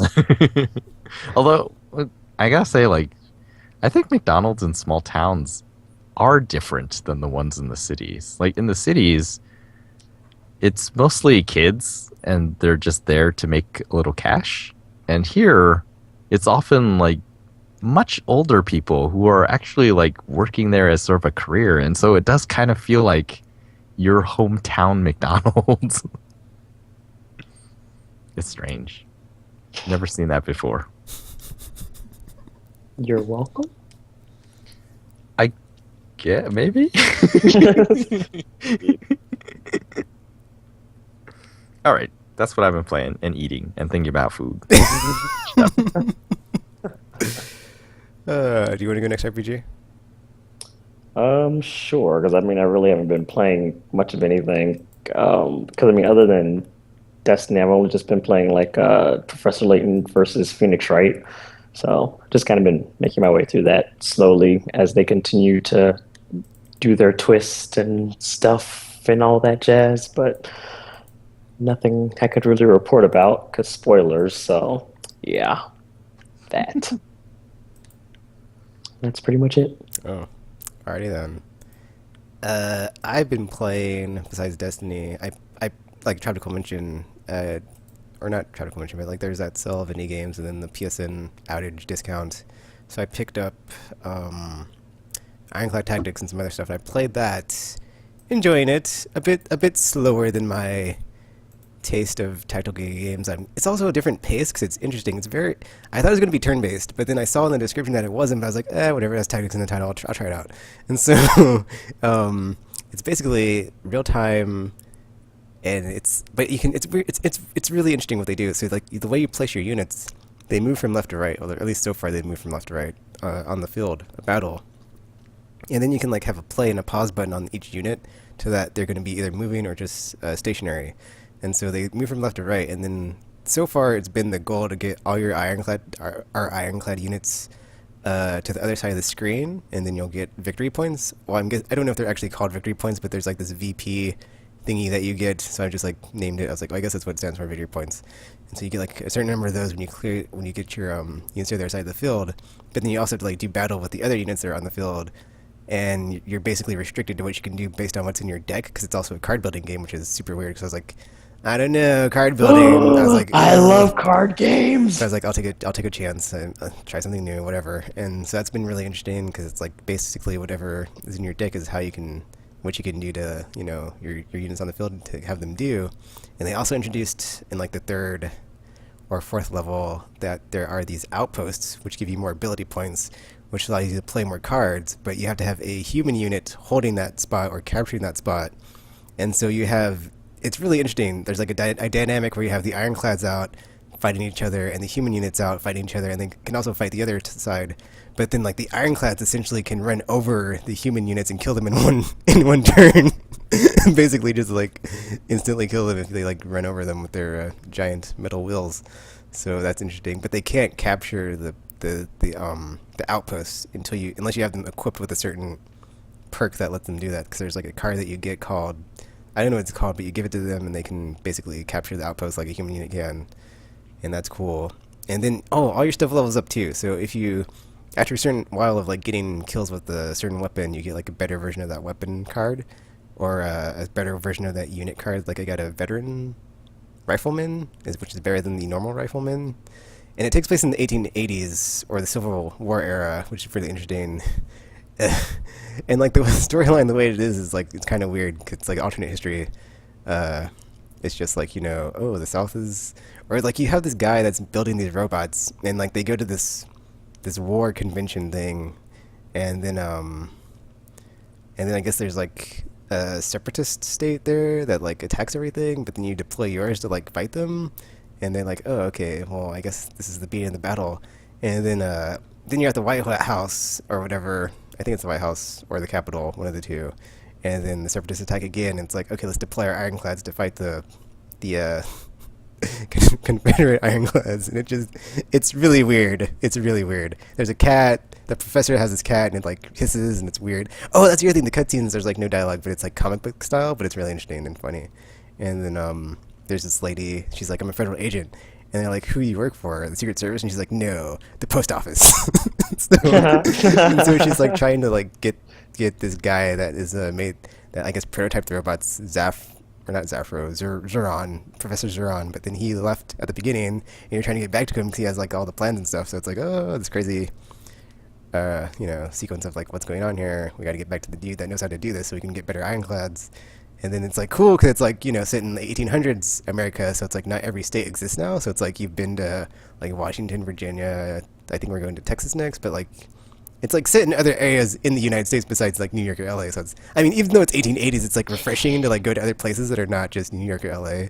Even though it's like the backgrounds, it's like 2D, so you can't really tell. But hey, just saying, gotta get your dick. In both these places. So and then like we were in like Georgia. I think we were going to Georgia in like a stage or something. And there's like this boss fight with this weird robot I can't remember what it's called, in this warehouse, but that's cool. And I streamed it, so I had like that part of an hour I played up on my YouTube eventually, so that was fun. And then I also finished a game today, so yay me. So Never Alone, I picked that up last year. I didn't get around to finishing it or playing it, but I finally did, and it's pretty good on the short side, but I enjoyed it. It's one of those emotional, touches me, and I feel touched by it. And yeah, it's very neat little, I think it's pronounced Inuit, the Inuit people, and like this it's the way it's presented is so good, because it's like a child's storybook, and like each stage is like a different chapter, and like you have this narration going on of like this dude talking about like what the story is, and like this girl and this fox creature, and they have this adventure, and it just tells a story, and then it's like, oh man, it's so cool, and it's yeah, it's like one of those, a long time ago or once upon a time, and then it's like, oh, I've never heard the story because it's an Inuit story, so that was cool, and like, yeah, I'm not gonna say what happens, but it's cool, and like, yeah, the music is cool, and like it looks amazing because it's very basic graphics, but like really super detailed because it's PS4. So if you enjoyed Journey or Flower, I'm not gonna say it's up there, but it's one of those like you will, it's an experience and you'll feel something. And there are some emotional parts, and it's pretty cool to have like a cultural type of thing going on with a game, not just shoot people in the face or whatever. So yeah, that was a nice break from the other stuff I've been playing lately. What else have I been playing besides that? Oh yeah, it's also like pretty cheap, so totally check it out if you're looking for something different. The only other thing I've been playing, Theatrhythm Curtain Call again, so making progress. I have unlocked, I think, I've unlocked quite a bit. So I have it on right now because I'm going to like go through all the stages that it has that are not like the numbered Final Fantasy. So it also has, let's see, Final Fantasy Mystic Quest, Final Fantasy Tactics, Final Fantasy Crystal Chronicles. Which one? It doesn't, I don't know, it has, the songs are Moonless Starry Night, Monster Ronde, or Ronde, whatever, United Heaven Sent, This Is the End for You, exclamation mark, Sound of the Wind, and Across the Divide. It has Advent Children, Crisis Core, Final Fantasy Fables, Chocobo's Dungeon, Dissidia the other one, Type 0. Dissidia the other one. And then it surprisingly has the other two sequels to Final Fantasy 13, 13-2, and then Lightning Returns. So that was surprising. And then it has like this Final Fantasy series songs, which is like a pretty cool compilation. I haven't played it, but there's like the song that you get at like, I want to say 10,000 or 20,000 Rhythmia. That's like a sweet little jam of like a bunch of different Final Fantasy songs. There's also a pretty cool credit roll sequence, which I want to record eventually because it's pretty awesome. It has like all the sprites of like the 2D games all doing stuff, and yeah, it's cool. Oh, I forgot to talk about last time when I talked about it, but there's like the versus mode, and like you start at rank, I think 15, and you work your way up to rank 1, and it has like bronze, silver, and gold tier, and you can just fight and you can just fight You can just fight AI opponents if you do not want to connect to the internet to fight actual human people. But that's an option too, so I want to try that online eventually. But it's cool the way they did that, because like you have these different parts where you can like trigger your attack, per se, on the other person you're playing against, but it just basically does a random thing to them to make the song harder. So that's pretty cool they did that. I was just about to ask, how does that work? Because it's like, Yeah, I would it's basically assume. like essentially like if you had an item block in Mario Kart where you get like a random thing. That's all it is. It's just like a random, like you'll get something that does something to them, and they get something that is random that's done to you. And like the better you do, the more of those you get. So yeah, it's kind of like a rushdown style of like, if you're doing awesome, you'll be able to f up your opponent more than they'll be able to f up you. So yeah, but it's fun. So yeah, and then the quest medleys of just the long journeys through the single song sections. I haven't even done like the main music mode where you just play a song at a time, because I've been doing the quest mode, because you get to like, cause it just seems like you progress faster when you're just going stage by stage by stage, and I can just put it on the long medleys to play through a ton of stages. But then I've been going for the there's like in-game achievements or whatever, so it's like play 10 of each kind. I think I need like a couple more mediums, because I have like 10 short, 10 long, and I just need a couple more mediums, and that's 10 of each. And then I'll probably just go back to long or short or whatever. But yeah, really enjoying it. Like I said last time, good fan service if you're into the Final Fantasies and you like the music. Good stuff. And that is all I've been playing. Well, actually, I have a story about my PS3, but because I bought my other one to replace my old digital one that I traded in for my PS4, and I got a hard drive that I got for my PS4 because I was like, oh, it's the same drive, it'll totally work. Of course, I didn't do my research, and it turns out that the PS3 has a 1.5 terabyte limit on the hard drive size, so it will actually not work in my PS3. But hey, if my PS4 needs a spare, or if it ever craps out, I have one now. Yay. Thanks, Newegg. Thanks. You're welcome. And thanks me for not looking up the the stuff beforehand. But hey, now I know annoying's how to battle. G.I. Joe, yeah. Cobra. So now I need to buy another hard drive for my PS3 because that one is not the right one I need. And then I can re-download all my digital games. Oh, whatever. And that's all I've been playing. Sounds fun. Whew. It was fun. Um. So, playing Mass Effect, it's sort of. I'm wondering if you guys would be interested in doing something like where we recommend games for each other. What are you talking about, Tropical? Yeah, I just thought that you'd have to explain. I mean, you had to stop right there and just like. I mean, we And... do the question thing, right? But then often we don't have a question. Mhm. Oh, So we okay. could try doing something where it's like, oh, I recommend, like, this is a game, like, for example, like Star Wars. RPG has never seen Star Wars. I have not. So, for example, we could say, like, oh, we recommend you go see one of the Star Wars movies. And then we could see what he thought about it. And then. And then that's a topic that we can talk about. And it takes a little bit of time. And then the podcast can always be 3 hours. That's definitely Tropical. Okay, so are we recommending games to like would the that other be a two fun people activity? or the listeners?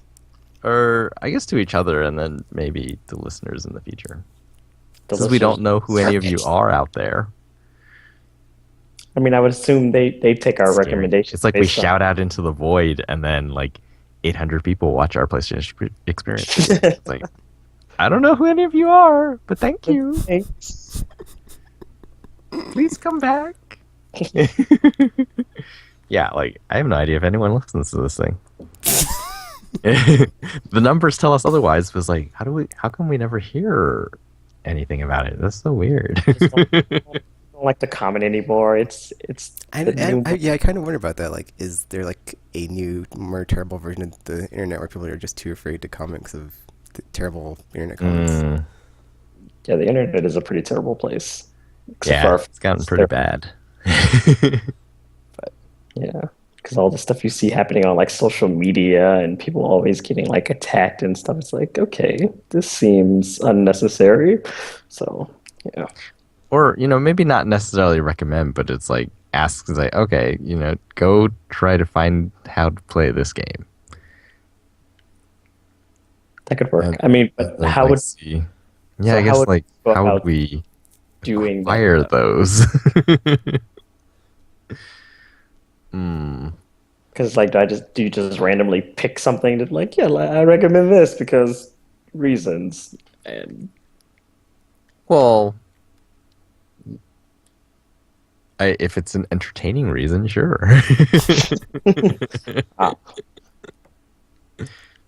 Like, I don't know. I've been sitting around looking because I think the Mass Effect thing has been weighing on me because like, oh yeah, like this is a game that Tekken talked about for years, and I listened to him talk about for years, and I never finished any of them. And then so I like did today I finally was, pick up Ollie Ollie too, but I haven't played it. oh, okay, So see like, that, kinda cool that's the because game y'all that I are was like, but, I want to see how that goes. But yeah, I was looking through my games and I saw Splinter Cell Blacklist. Was that the latest one? Yeah. And I was like, oh man, I never finished that one. This is one of those things where Tekken will be like, ah. I'm not gonna say. I'm not gonna say. that's just like you. That is great. Classic Tekken. So I guess it's harder for RPG then because he doesn't have the massive backlog, and we can't just like pick stuff out of there. Where it's like, you didn't play that yet. You need to play that. Yeah, I know. usually play the games I get because that's kind of the point of having them. I mean, You have seriously no backlog. Like, I have- are you that one I guy? have some backlog, but it's only some of it is like by choice because there's some games I just outright refuse to play anymore because I've played them and I'm like, I don't like this, so then I'll just not. And Well, I technically, if it guess like comes quick from my question backlog, I then don't is like, finish it. do those count as the backlog then, or I, do they just count as part of your collection? I mean, since they technically weren't like finished their backlog, I guess, but I mean, since I'm actively choosing not to ever finish them, I don't know, like maybe they just count as part of the collection. Tekken, what do you think? If you hate a game, it's just out of the backlog, right? Yeah. Yeah, You that's can, what I yeah, would say. you can't just like rage quit a game and be like, well, I'm not gonna finish it, F it, or yeah, like Zafiro did, like Zafiro rage quitted the raid. It's like I've had enough. Just, I've reached my just limit. that. No more. Or like RPG with Resident Evil 4, and like he's just not gonna go back to it because he's just Oh, yes, I refuse because that Never. game is like a terrible glorified escort mission, and I refuse to finish it because no, just no. Ashley is just no, no. You're missing out, man. I am not. I am not. I was Okay, like, so hey, you know what? Just take her off my hands. Just take her. Just. I see one possibility there. Where it is an assignment. You must play this game by Wednesday. Don't make me Or do it. revisit the horror that was the game that you did not Yes. want to finish. Oh, Reasons Tekken said you're missing out. You don't want that. the game. God. Well, okay, so you kind of get what I'm getting at. Like, is that something that would be interesting? We could do that. Sure. That could work. You just have to figure out how to do it. That's all. Well, I think like we can start off pretty easily. Like, I still have Mass Effect 3. I recommended Ollie Ollie, and Tekken did get that one, so that's a simple one. But yeah, like I'm sort of tempted to just go with the easy one. It's like, go finish Resident Evil 4. No! But that game, seriously. I played 5 is my response to that. So God, game. I don't understand why people were so in love with it. I'm just like, I don't know. I don't know. when did you play it? Was it like way back when it was like It was when it was relatively hotness, new. or Yeah, it's like when I played it, it was like relatively new. Or was it? No. Wait, I forgot which. Wait, Because I it came think out I on had GameCube first and then got ported to PS2 yeah, later. I think I got the wait. Really? Yeah, because it had like this Yeah, sweet it was premium edition GameCube that I got with like a still case. Oh, because I played it on a Nintendo console, so I would have had to. yeah, so GameCube was that one then. But I don't know. Like I said, I was playing it and I was like, okay, at first I was like, okay, it's fine. But then it's like everything just started to annoy me because it's like, okay, well, I can't move and shoot. And then it's like, now I have to escort this useless bitch around. And it's like, it was just like one thing after another. I was like, you know what? I'm kind of done with this now. So no, Resident Evil 4, It's you are also not as awesome as Wii, everybody right? keeps saying. Say what? It was also on the Wii, right? Oh yeah, it was. I think that's the one I have. Okay, Then they yeah. actually reported it to 360 and PS3 on the Oh. HD whatever version. Yeah, I have that one. I think I have the Wii one too. Or maybe that was a Oh, I have friend. the Wii one as well because I was like, ooh, it's the essential version because she has the the definitive controls, pointing and shooting. The pointing and shooting. Oh wait, maybe I did play it on the GameCube then. Either way, I know it was a Nintendo console because I didn't play it on the PS2. That much I know for sure.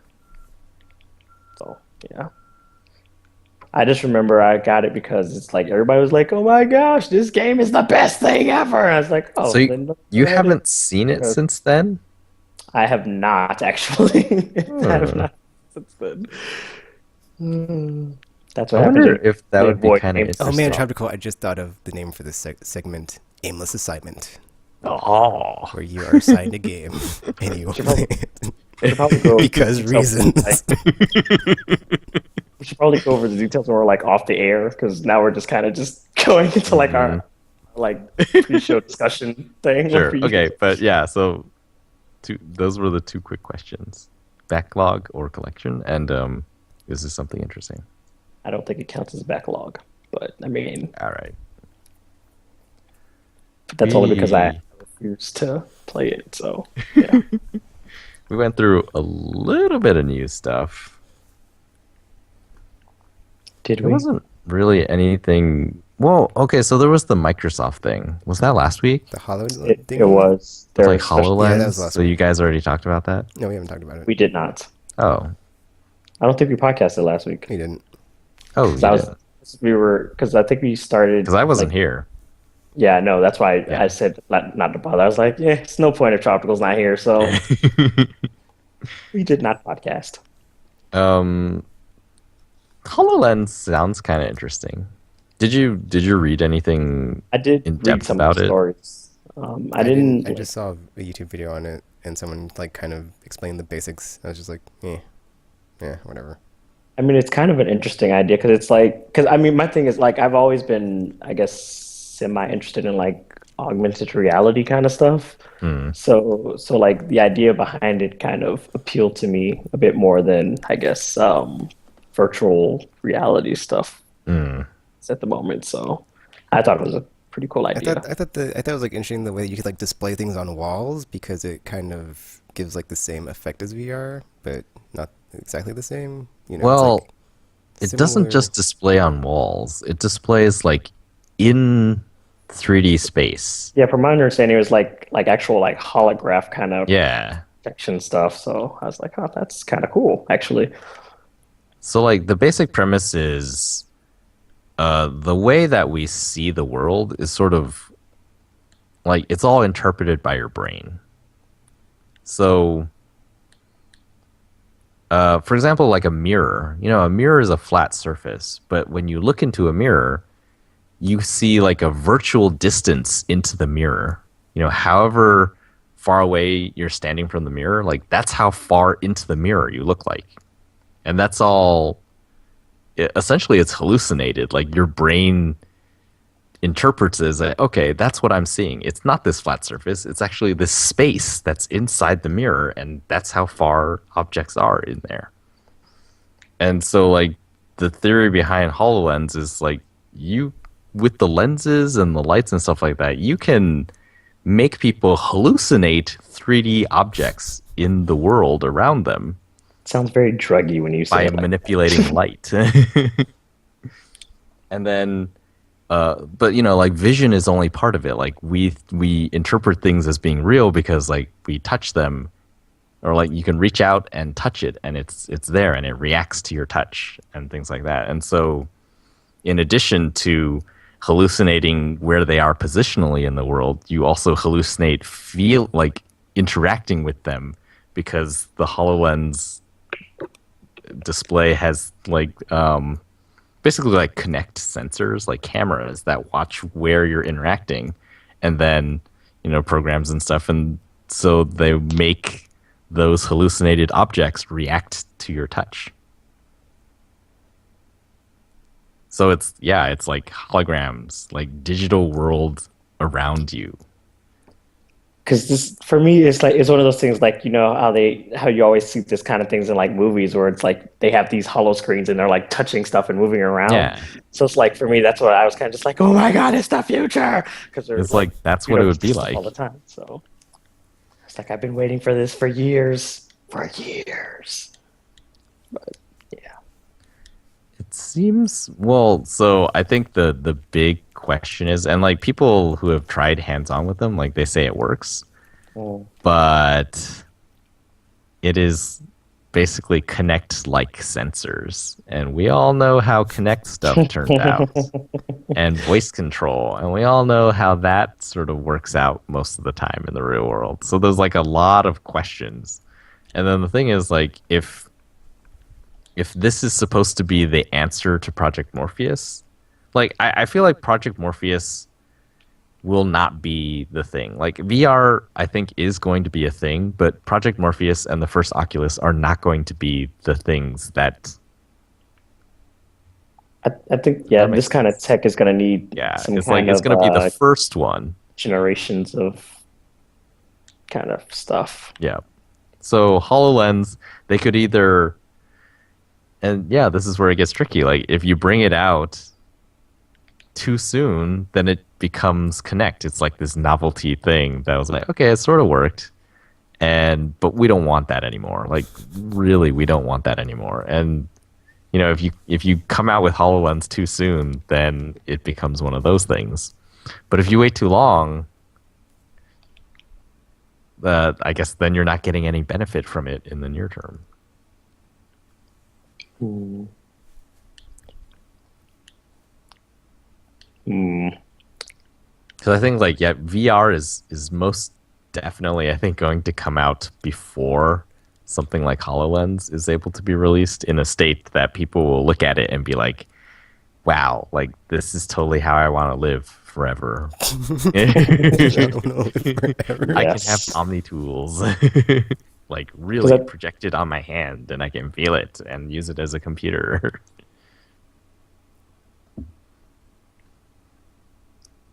That would be kind of cool, actually. it would be.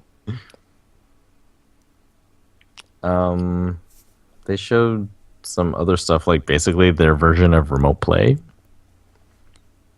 but it's onto Windows 10 devices, and that's the new Windows coming out at some point. It's going to be free upgrade for everyone who has 7 or 8 or 8.1.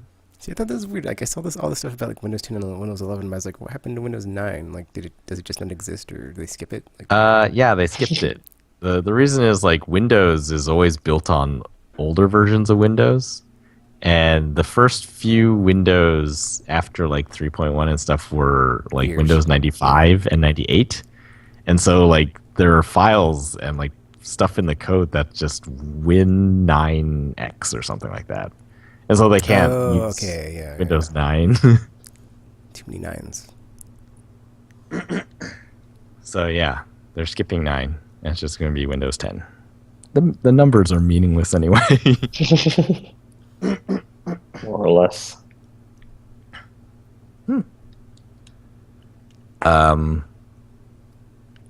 Well, it's funny to me how all these things are using terminology that is like PlayStation coined. Cross-buy, cross-play, remote play. That's how people are referring to them. I don't think Microsoft is actually using those terms, but every time you see a headline, it's like, oh, Fable Legends will support crossplay. It's like, that is not a real word.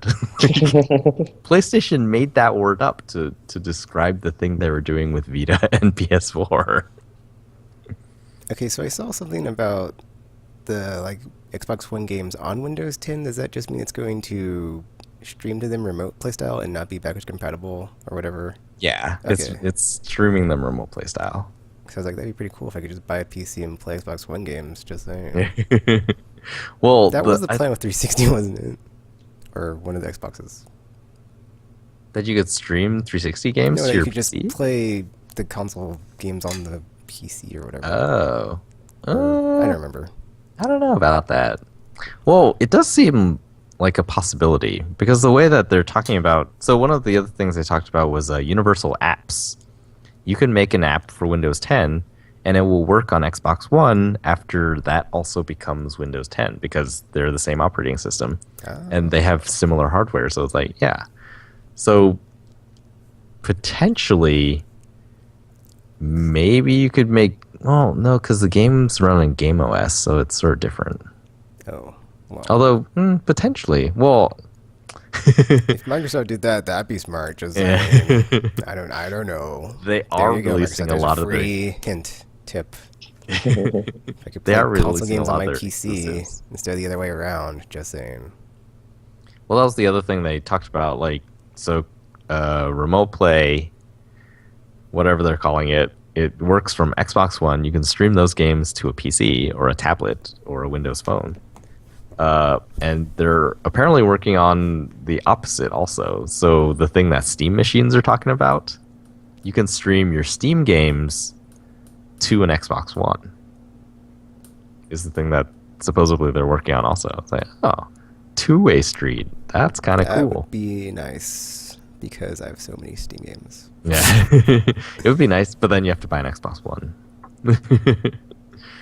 um, Details. Unfortunate details. That would be a really cool feature for Vita, actually, too. If you could stream Vita games to your PS4. That'd be great. I doubt that's gonna happen. Sadly. What else did they talk about?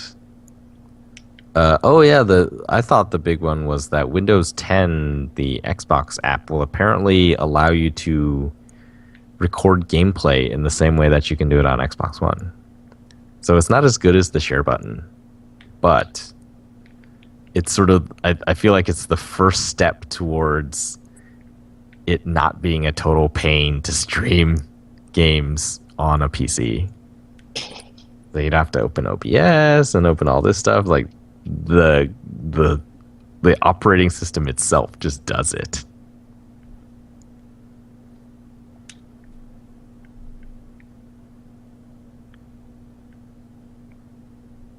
So yeah, I guess we're not excited about anything Microsoft is doing. Like I said, I'm excited about the Hollow thingy. It's just, I mean, it's It's one of those out. things you have to wait and see kind of thing. It's like, don't have access to it or anything, so I don't know. But I like the idea though. It seems neat. Because I'd be more likely to buy something like that than I would be the virtual reality thing. So, who knows? I don't know. After so much talk of VR and it just being ethereal and vaporous for so long, I'm kind of just like, on any new tech stuff until it's like, is it coming out in the next 6 to 12 months? Because if not, I'm kind of sick of dreaming. Okay, this is the future. It should be here, and I should be using it. So you haven't seen VR yet? The modern version of VR? I'm just saying, Tactical. I want to walk into a store and buy a Project Marcus. I don't want to be like, oh man, I wish I could. Wouldn't it be cool if, or wouldn't it be great if, or hypothetical stuff about stuff that doesn't exist. Yeah. All right then. That's how I get burnt out on all the games that are not out yet. Because it's like, oh man, Division. Hope it's not as terrible as Destiny. I think the premise is a bit different, so it may be. I don't know, RPG. There's XP and enemies and 3-man fire teams. Well, and I think that's just or maybe 4-man fire teams. I think don't it's know. 4-man, but it's just to buff up your characters. I mean, I think there's an actual, But story I guess that is some involved good with the news because we Division. know there's going to be another Borderlands, which means yes, there's going to be a true co-op shooter that I can ditch Destiny for in the future Ooh. if it does Oh my! end up being a sinking ship. So yeah, Are you gonna get the Handsome collection? I'm very much considering it since I have I am tempted, actually. 2 games to trade in for $40 of credit towards a $60 game, which is 2/3 of the price. So why not?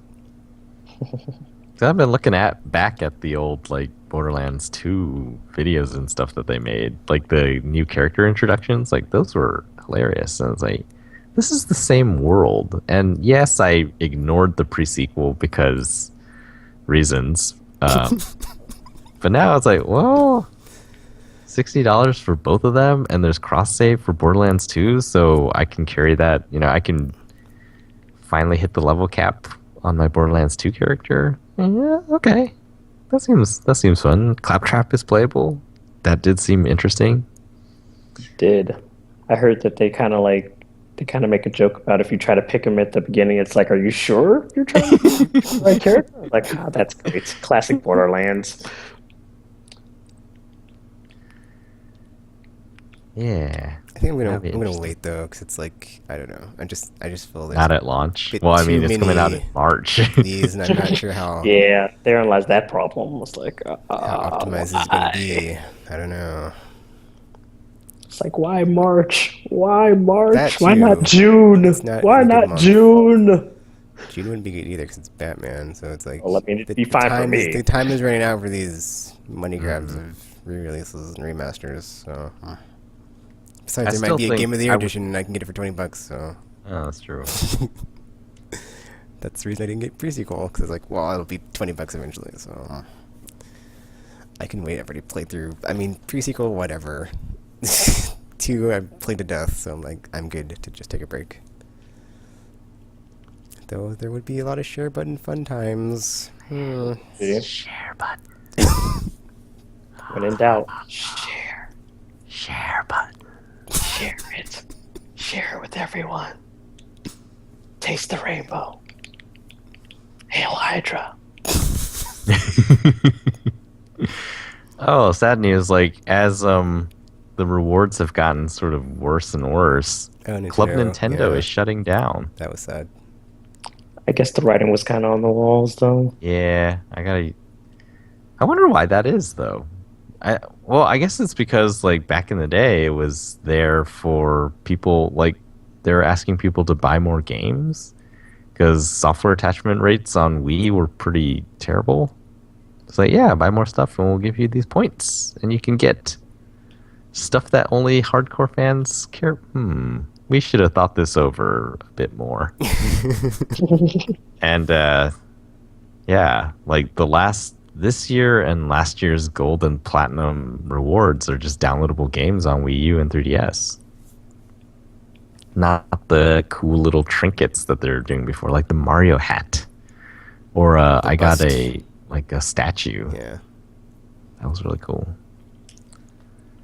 Also, I said like a week or two ago that you can't get digital games on the internet from for 3DS, but you can. But it's now tied into some like unified account thing, like PSN. So Verdict still acts as I wasn't about to like buy something and be like, oh, I don't know how to transfer this. So it's like, yeah. Yeah, it is tied to the system. You can transfer them, but it's really annoying, especially like if you're trading them in at GameStop.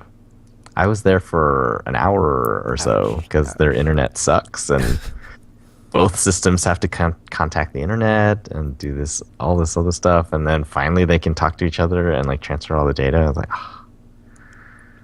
crazy. That does not sound fun at all. Nope. Maybe I won't be getting a new 3DS after all. Yeah, it's gonna be a while. I just don't see a reason to get a new 3DS since you already have there's one. one exclusive game right now. For now, Tropical. For now. I feel like it's not going to be an issue. I guess that's the big question. Like, do you think the new 3DS is sort of like the new iPad where it's like, oh, from now on, sure you can keep your old one, but the support is dead for it. It's gone. I would hope not, but I guess we'll see. Nintendo usually doesn't do too bad to muck things up on their handhelds. They've lost their will to name new things after the Wii U thing. It's like, we'll just call it the new 3DS. It's like if we don't even care anymore. We don't even care. It's like the current gen, last gen dilemma. When does it become the next gen? Or when does next gen become current gen? It's like every 3DS from now on will be called the new 3DS. And we will slowly forget that the other ones existed. That was just kind of a strange thing to do. I don't know. Then they'll be like, the new Game Boy. Haha. Just like the Super Wii does exist. Super Wii. Super Wii.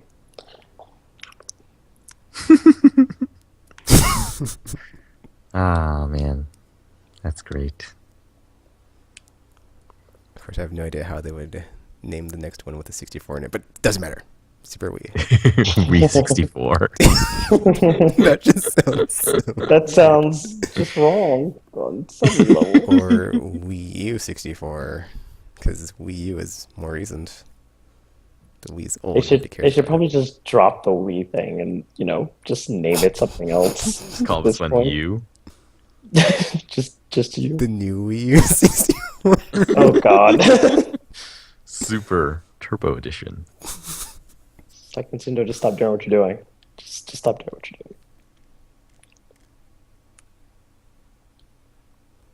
doing. There was other stuff, but I didn't read those stories.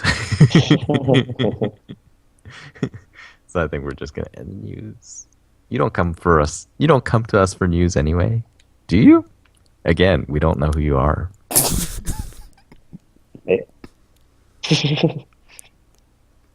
Because we can do that. I mean, Tekken has his graph paper now. We're totally ready to get news. His graph paper. Sheesh.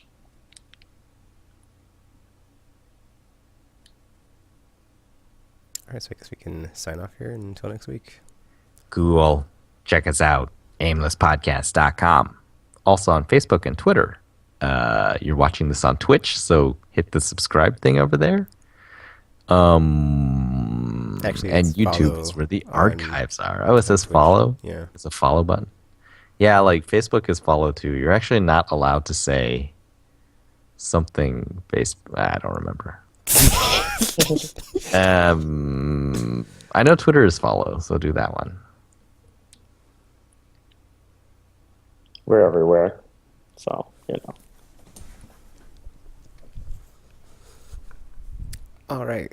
Anything to say until next week, RPG? Because video games. All right. So yeah, until next week. Questions and stuff. Will they be answered? Will they not be answered? Oh, I don't know. Find out next week on Aimless Babble Z.